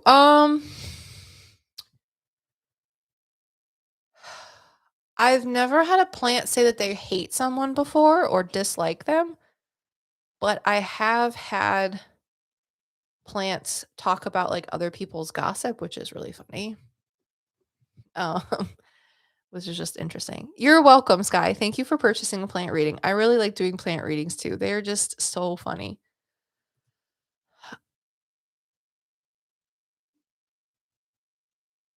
Sorry, I was listening. My son's in the room next to me. My house is not very big. Um, it sounds like he's waking up, but my sister-in-law is here. Um, okay, so I do have Janet S who has purchased a pet psychic reading. Let me answer one or two questions if that's okay. Janet, if you're here, if it's not okay for me to answer one or two questions and you have like a time constraint for the live stream, please let me know and I'll do your reading first.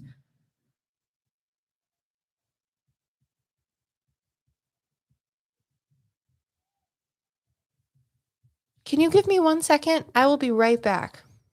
Uno momento, por favor.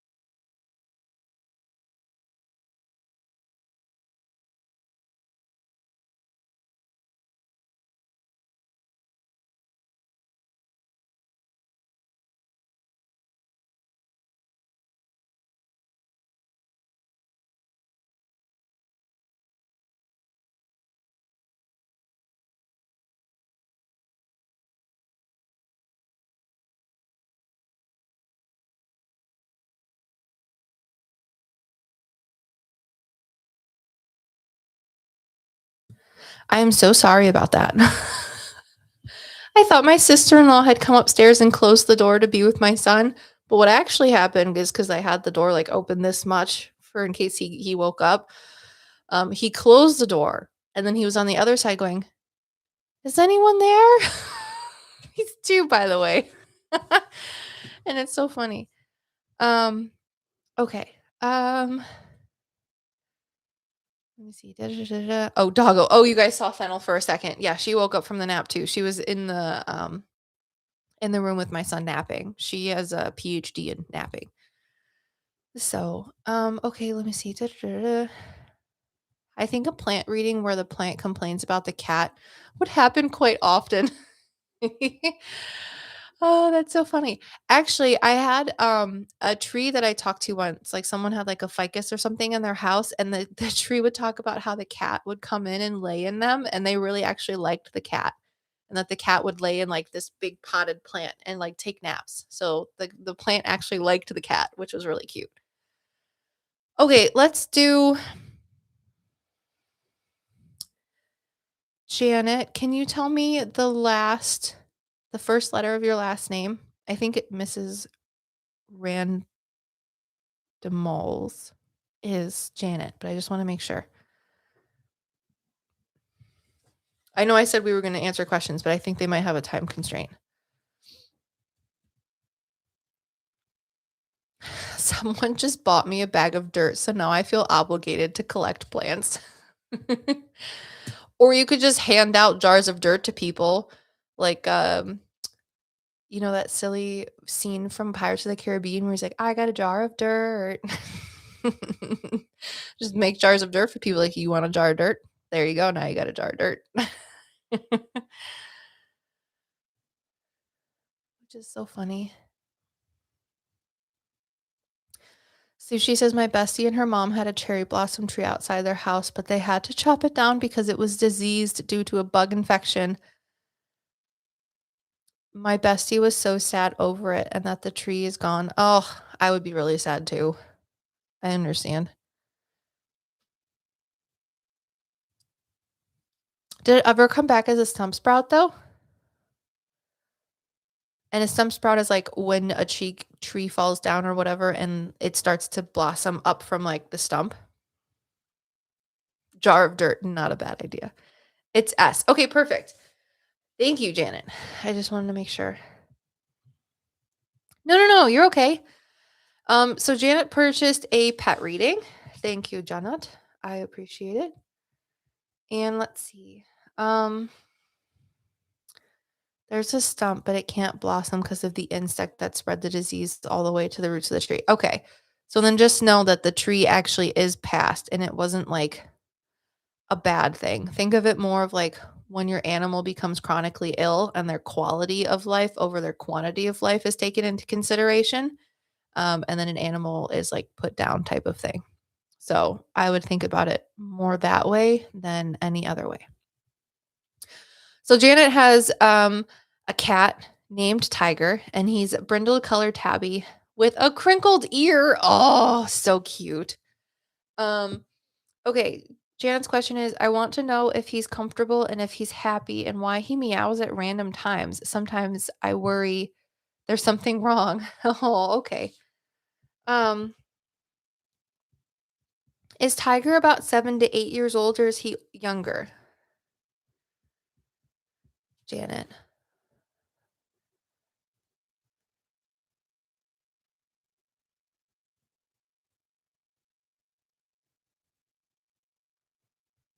I mean, if someone handed me a jar of dirt, Norine, I would actually be very happy about it. I'd be like, I'm going to put something in this. I don't know what it is, but I'm going to put something in it.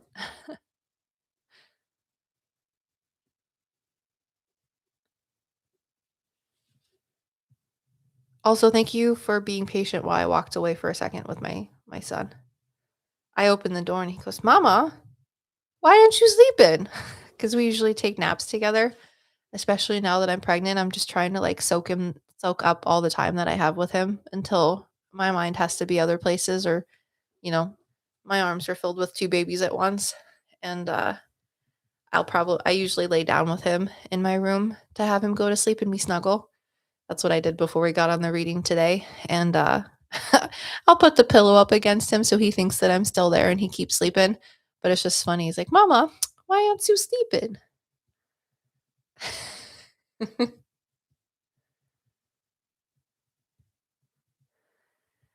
It is. I love my son. I love being a mom. I really do. He's older. He's 16. Okay, because he talks like an old man. Janet, and I was just like, he looks really good for 16. He looks really good for 16, and he feels really good for 16 too. I love that he has a little crinkled ear. It's so cute. My other cat is 6. Okay, got it, got it, got it. Because Tiger really talks about, like, he talks very slowly. He takes his time when he's talking about things, and usually only older cats are like that, but he looks very good for 16. He doesn't make me feel like he's very frail. Does he drink a lot of water, though?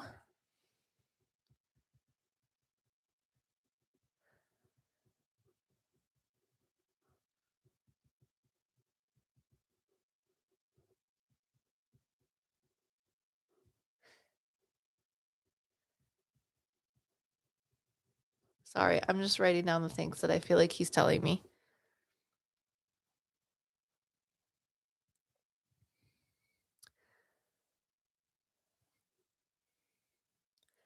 Because if he drinks a lot of water, he says that you do a good job with keeping the bowl, like, filled. He just wishes that you would, like, fill it more often, like, at least once a day, because he likes when the water's, like, fresh and cold.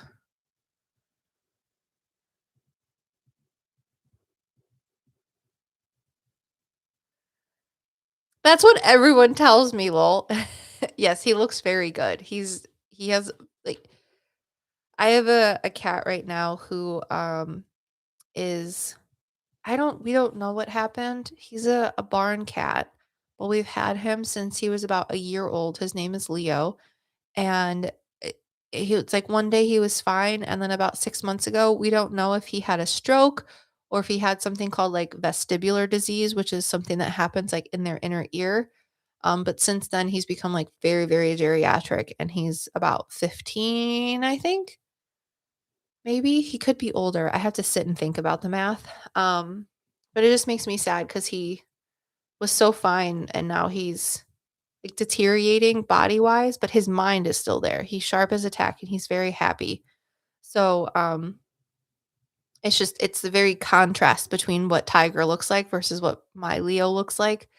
And Leo also is a brindle colored tabby, so it just making me think about him. Anyways, um, so he has been. Okay, so if he's been drinking a lot of water, um, if you want, you can take him to the vet. I am not a veterinarian, nor do I ever claim to have, like, health advice or veterinary medical expertise. None of that. That's not my wheelhouse.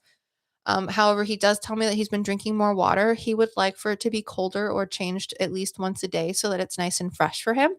But I do know with cats, when they get older, they can have or develop kidney disease, which is just, I think, something that happens when cats get older. It's not necessarily, there might be something that you can do about it if he does have it. Again, take him to the vet if you feel so inclined. Right now, I do not think he's in pain with anybody or with anything. So when he talks about, like, meowing at random times, um, I don't believe that he's in pain. However, that might be one of the reasons why he's drinking more because he is more of a senior cat. Now, do you give him lunch meat? Because he shows me the refrigerator opening and he's talking about, I feel like it has to be lunch meat or some sort of cold meat. Also, Janet says, OMG, I try to do that. I have a fountain for them and I usually try to fill it with cold water. Okay, perfect. Great, great, great, great, great. Because he really likes the cold, fresh water.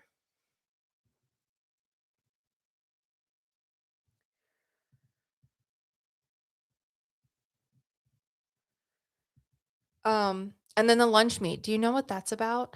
Because I feel like I'm looking down and I can see the refrigerator opening. We actually have a vet appointment this coming week. Okay, good. Yeah, just talk to your vet again. Quality of life is always more important than quantity. I do think he has a very good quality of life right now. He's big, he's large, he's in charge.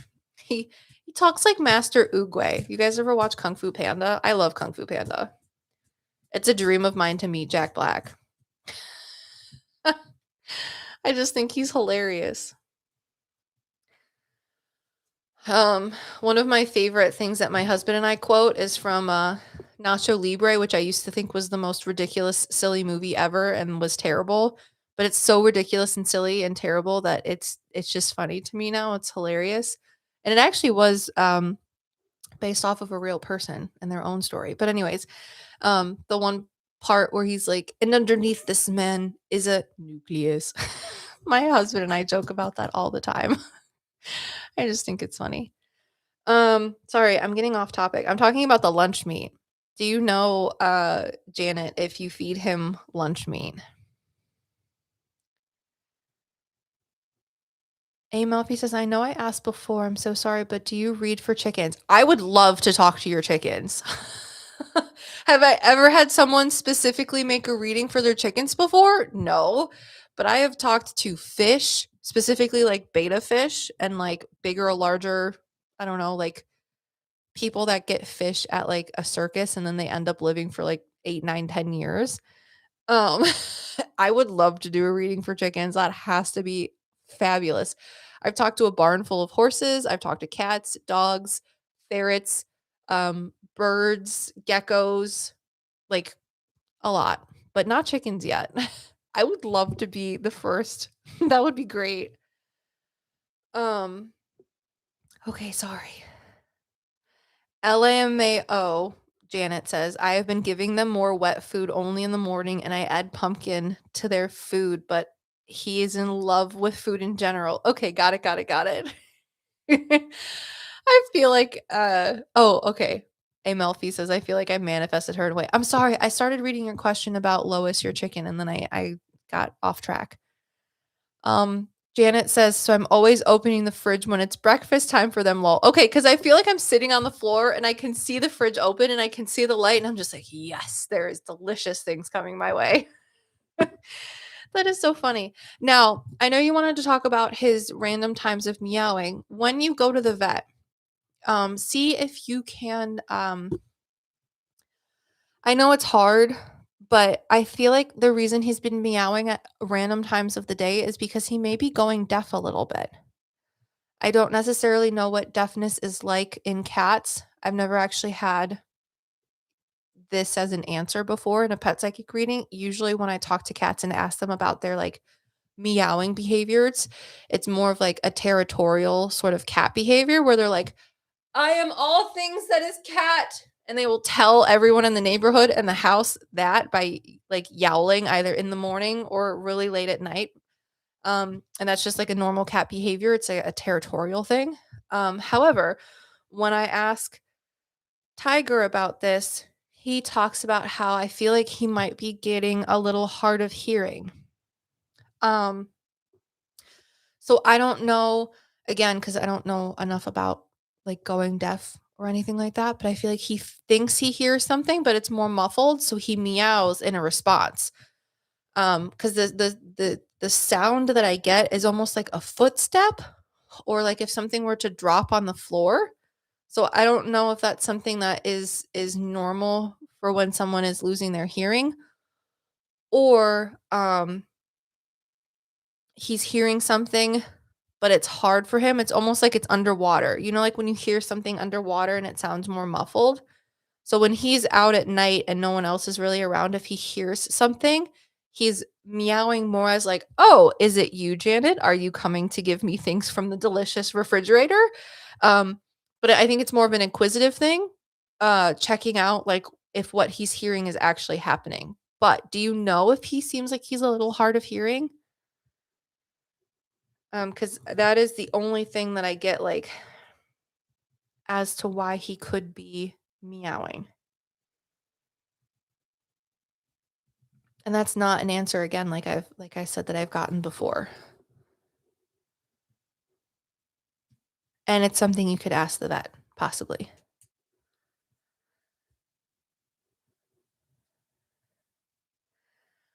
My ex believed he had dementia, but I just find that hard to believe. Okay. I don't know if he has dementia. I think he might be a little more hard of hearing. Um, but it is hard to measure that. I'm just saying that like when I get information about this, I feel like the sounds that he hears are more muffled, or it's almost like it's underwater when he hears things. So specifically at night, when he hears things, he just meows in response to be like, "Is that really happening?" um, so yeah. A Melfi says, so maybe he uses sound to help him navigate. He might, definitely, like the vibration of his voice. One of my girl cats, her vision is wonky sometimes, so she does that. That's very interesting.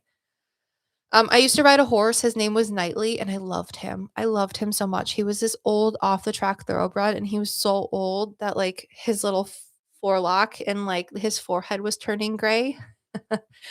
And my trainer, the woman who owned him, was like dead set that he was super, super what is it? Deaf. She's like, the vet checked it. He doesn't listen to me.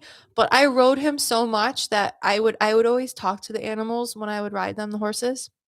And I always felt like he listened to me when I talked to him. Because his ears would move when I would talk to him, even when I was on the ground, not riding him. So like I can understand where it can be arguable about hearing and things like that. Um, and then if it helps you with the dementia thing, I'm not saying that he has dementia. I think he knows who he is and where he is and what he's doing. But I did have a dog that had like, we called it puppy dementia. She lived to be like 12 or 13, and she was a medium large size dog.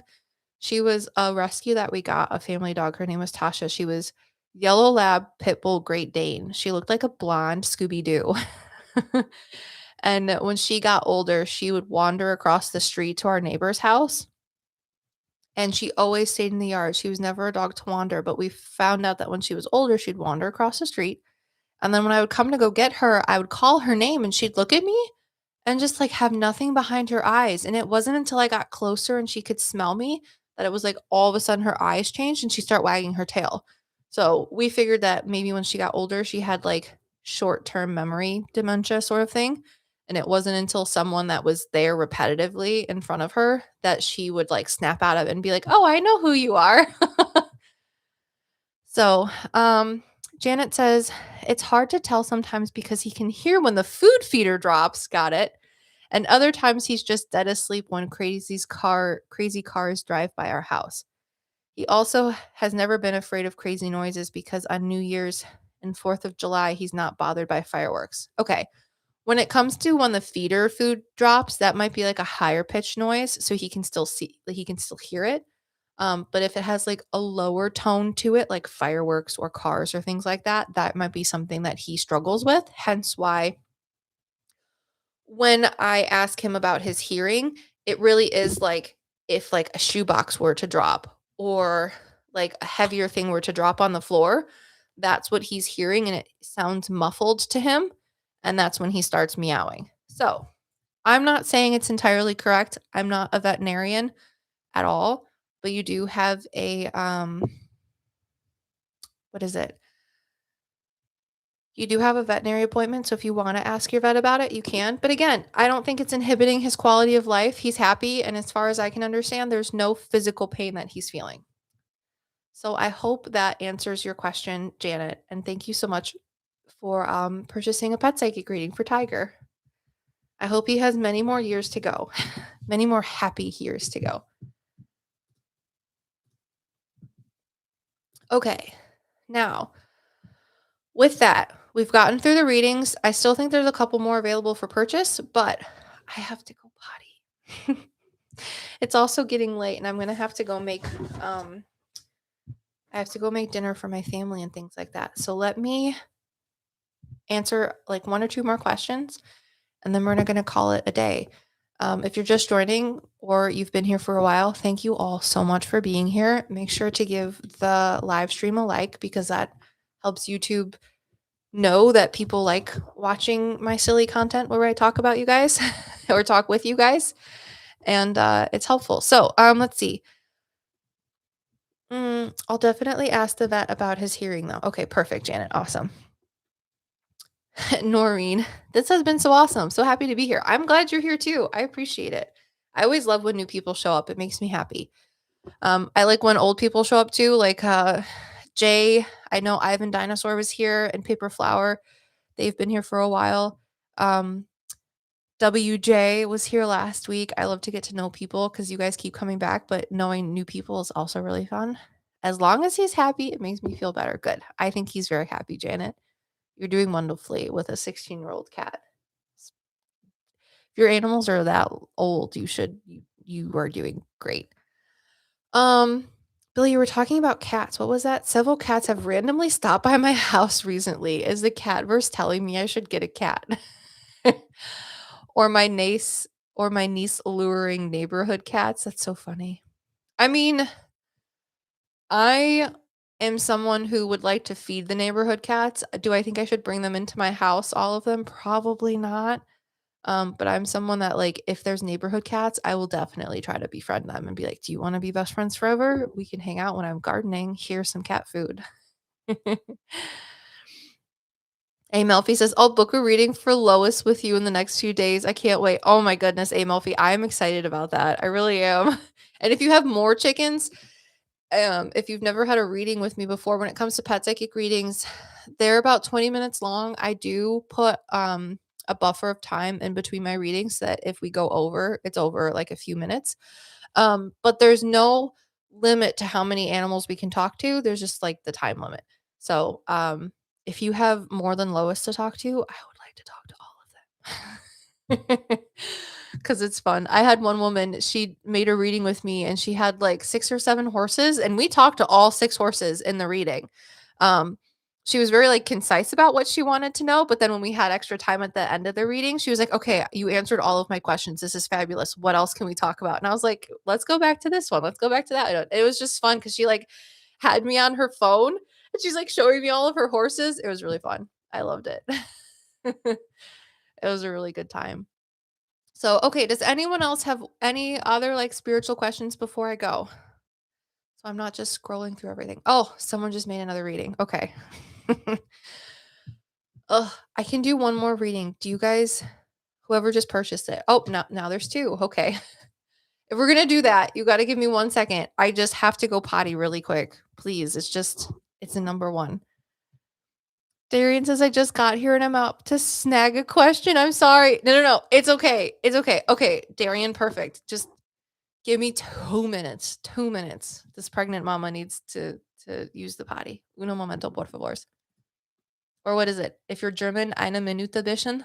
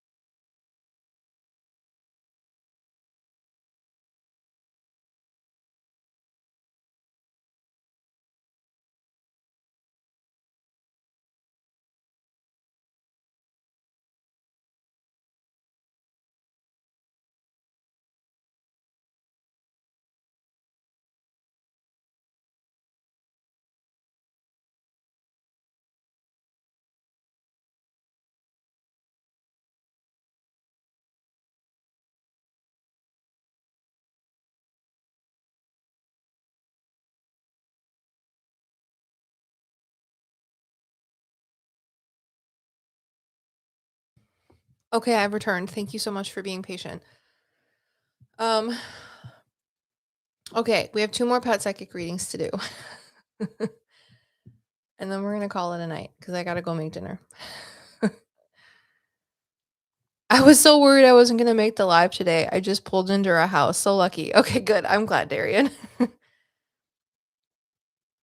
Okay, let's see. All right. Darien has a pet reading. Their animal's name is it Rhea? Am I pronouncing that correctly? I perfectly timed my pee break to be the same as yours. Love oversharing. Got it.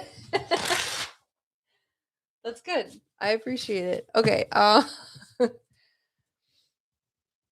right. So it is Rhea.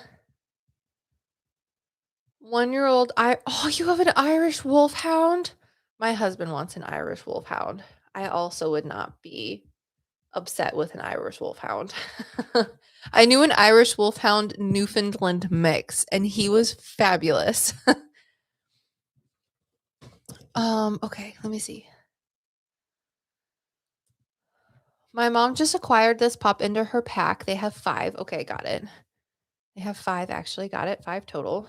Um, and they're having a hard time understanding how to help her integrate and have her not fight with the other dogs. My poor mom is struggling, and I want to see what your insight to helping Rhea might be. Okay. Is there an older female who's in charge that isn't Rhea, Darien? Definitely. Okay. Because that is the problem right there. When I ask Rhea about this and I look more omnipresently or psychically into the situation, I'm shown that there is one like matriarchal female who is older, and that is why Rhea is acting out because she's 1 years old now. So she's like, hmm, well, I would say she's a large dog breed, so they don't mature with their brain until they're about 3 or 4, I would say. But the fact that that's who she's been beefing with. Yeah. Spirit is showing me that. So, she's either going to is the female that she's beefing with like 7 or 8 years old?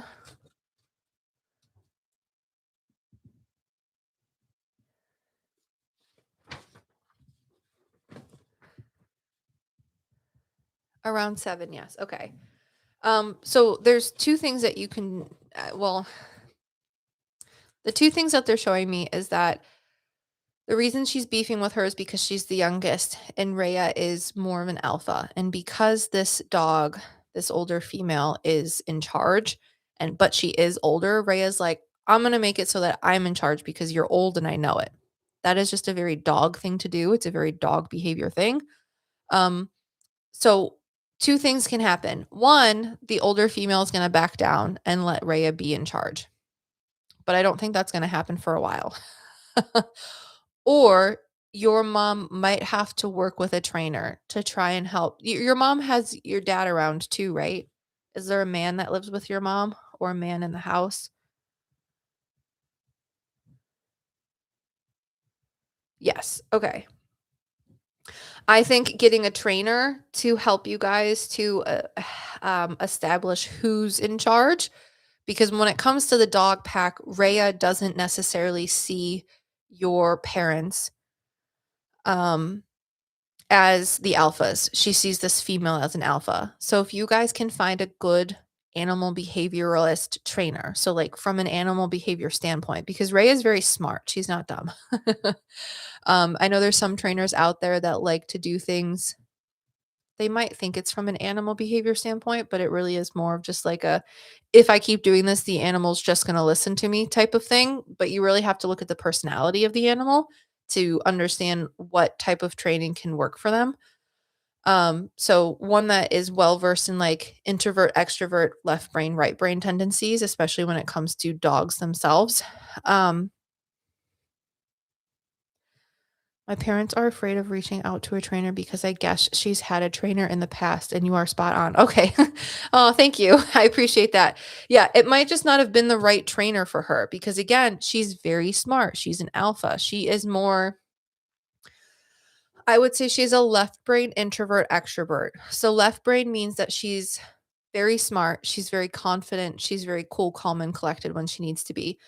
Introvert extrovert tendencies are she doesn't necessarily want to do things all the time. She's more food motivated, but she's also an extrovert, so she's very smart. That balances her out of not being so lazy and taking initiative when she thinks it's most important to her. So you're going to have to find a trainer that is able to pinpoint those personality traits and have good constructive ways to tell her, or at least show your parents ways to tell her, I'm in charge. You don't have to go after this female because it's me, the female, and then you. So if you're able to find someone who's able to work with your parents to do that, that would be great. So I hope that helps. I know that was a lot. I'm sorry. um But yeah, if you're able to find someone that can help your parents learn to, in her eyes, establish themselves as the alphas first in the pecking order, then that will help clear up the confusion that Ray is having. It does. I think my mom is gonna poop her pants when she hears this.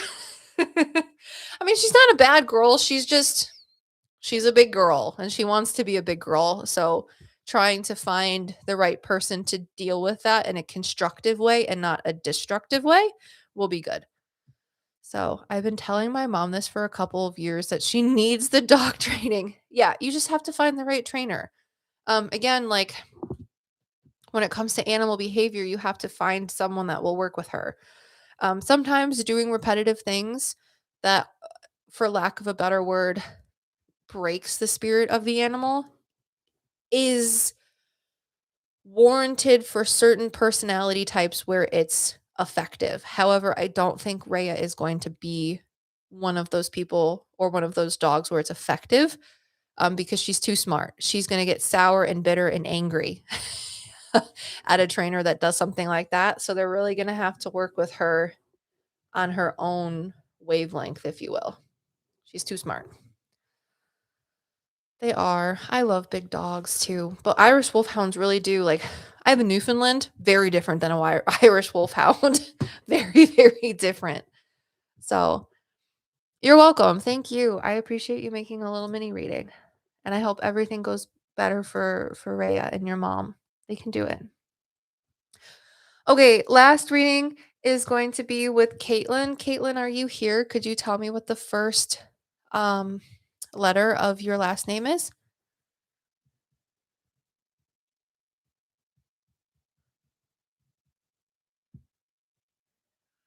Hello. Okay, good.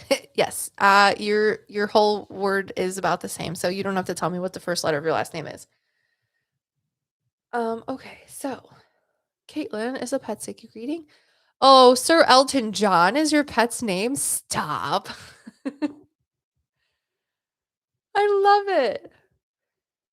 Does he wear really psychedelic glasses? Okay, so white and gray spots and Podrick Payne. Podrick Payne, is that your other animal's name? That is so funny. Orange and white with links. Okay, so they're both cats. Got it. And Podrick Payne has some cute little extra toesies because he's I don't watch Game of Thrones. I'm so sorry. I'm such a loser. But he's got extra toesies because he's an orange and white lynx. Okay, got it.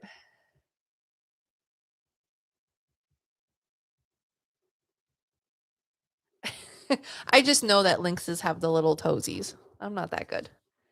Uh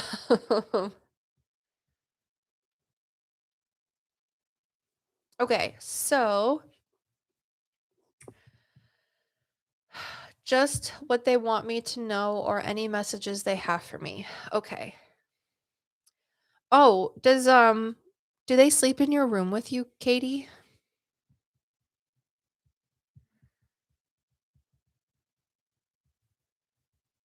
Or like on your bed with you?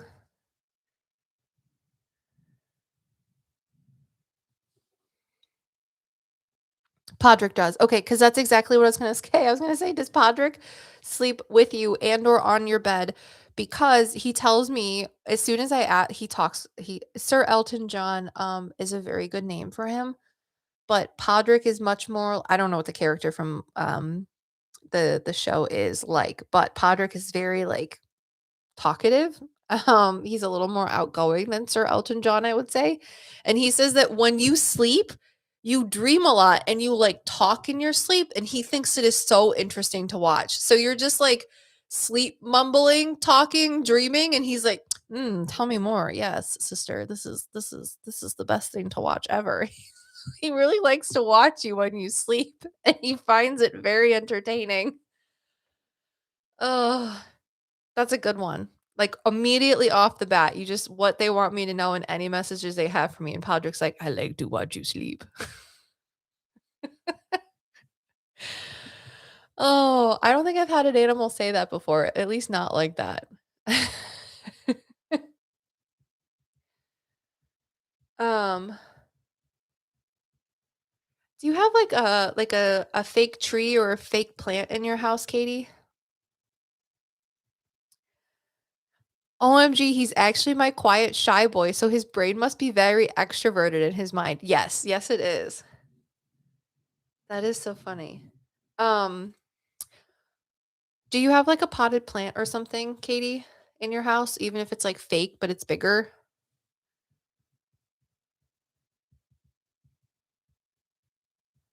Yes, I do. Okay. Because Sir Elton John is talking about like the potted plant that you have in your house. Do you find mice in the plant sometimes, like the toys that he has? Like toy mice or just toys in, around, or near it?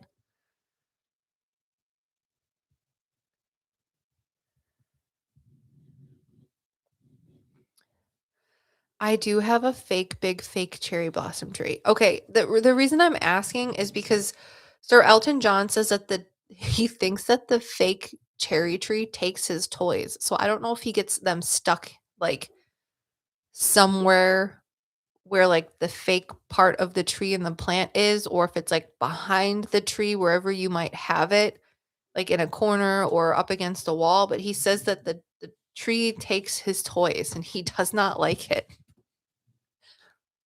Does that make sense? Like, I have a cat, his name's Gatsby. He was my grandmother's cat, and he takes all of his toys and puts them under my oven or behind my refrigerator. Haha, OMG, she says, no way. So he gets frustrated that like he loses his toys near the tree, and he has opinions about it being there. My diva. Yes, Sir Elton John is such a good name. Hi, Miss Tammy. How are you? Um, okay, do you have any other specific questions for Sir Elton John or Podrick Payne? I just want to call him like Mr. Payne. I pitied him.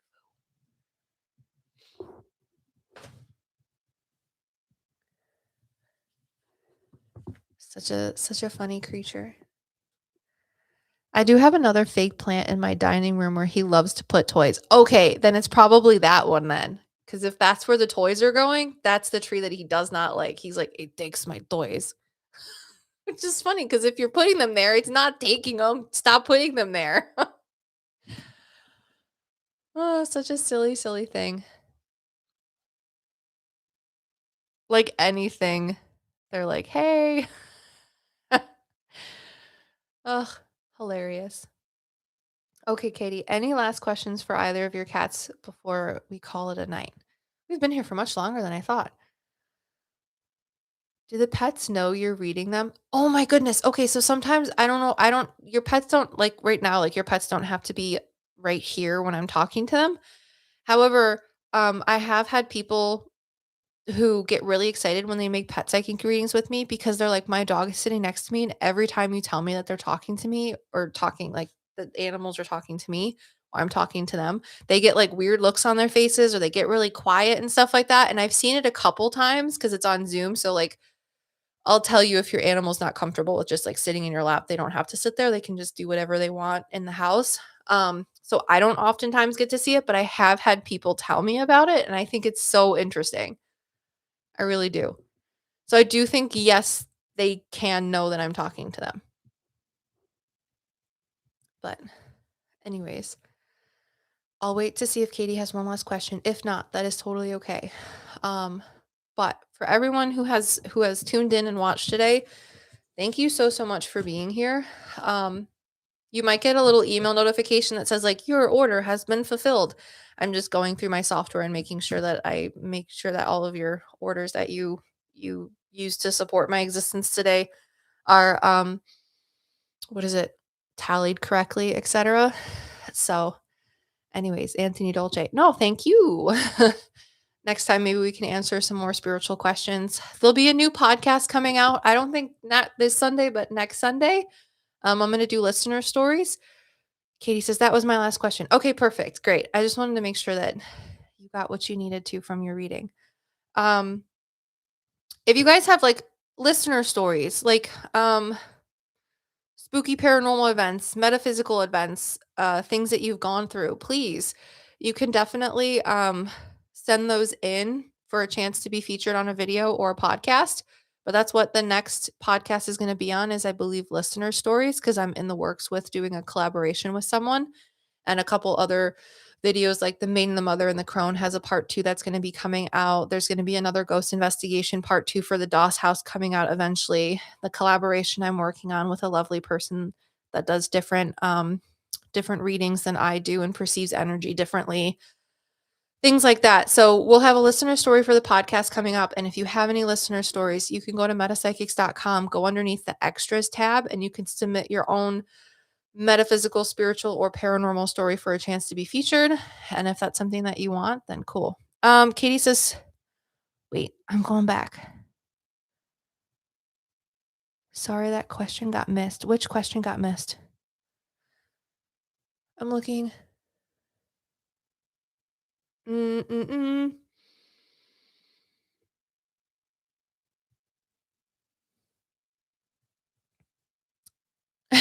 really appreciate that, Norine. I'm excited to meet you and your chickens. Katie, if you could just type in the question that you had that I missed, if there is one, please do that. I'm looking back. I don't necessarily see it, but I could be wrong. I mean, look how big these glasses are. Hi, Lucky Phoenix. How are you? Haha, sorry. No, it's okay. Just type it back in if you have one. If not, say no question. There's like a plus on here. I don't know what that means. What is that? Oh, YouTube's just wanting me to do more things.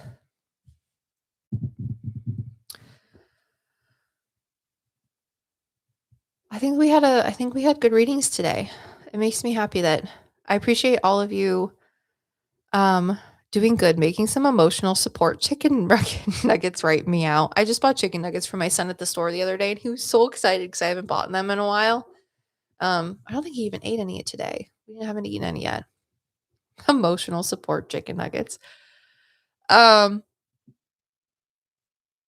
appreciate you guys all being here and supporting my existence and what I really enjoy doing. And it also allows other people who've never had a reading before see how my readings work, because I know every medium's different. I've had a couple people that have never had readings with me before, or readings in general, and like their perception of what a psychic medium is very different than what I am or what I do. So I think it's nice that other people can see that it's not so scary. Like my husband is the most like supportive person when it comes to my job. We've had a long story. I'm actually thinking about having him on a podcast. I think that would be fun. But when it comes to what I do, he just tells people flat out. He's like, my wife's a professional psychic medium. She talks to dead people. She talks to ghosts, is what he says. And he's like, I've been telling people at work, because he's been in a job for about almost 3 years now. So he's starting to really get to know people and things like that.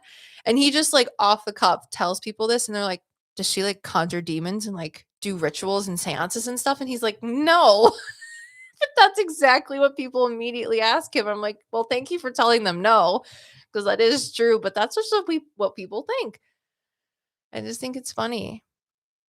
Okay, I don't think Katie has any other questions, because I've asked and they're not there yet, and that's okay. I think it's glitching. Oh, I'm so sorry. That's okay, Katie. I don't I don't know why it would be doing that though. If you guys are watching and you haven't left a like on the video, please like the video. It helps me. Um, if you want, I'll wait another minute. I'm so sorry, Katie. Thank you. Norine said, I've learned so much about metaphysical just from your videos. I feel so educated. Oh, thank you. I try to do things like I'm trying to expand my horizons, like I said, like with the mediumship circle book club and things. But I do think that my perception of the metaphysical, spiritual, and paranormal is different from a lot of people within the spiritual community.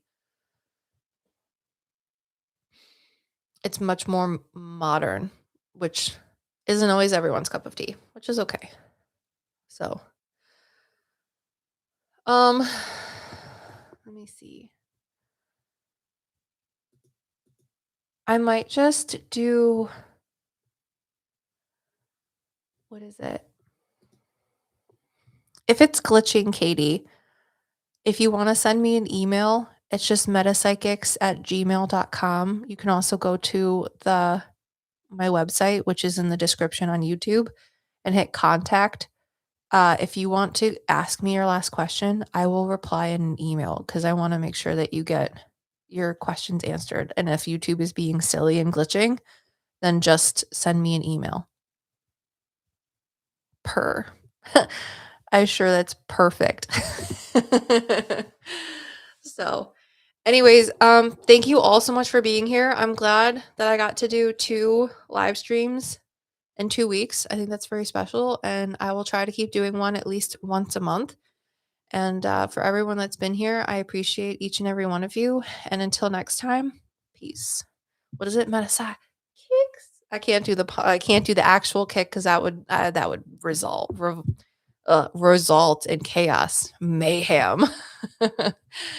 But everyone have a good night and happy spring solstice tomorrow. Spring, it's the first day of spring and the last day of retrograde. I'm going to be dancing and celebrating about it. So enjoy spring. Bye guys. Thanks so much.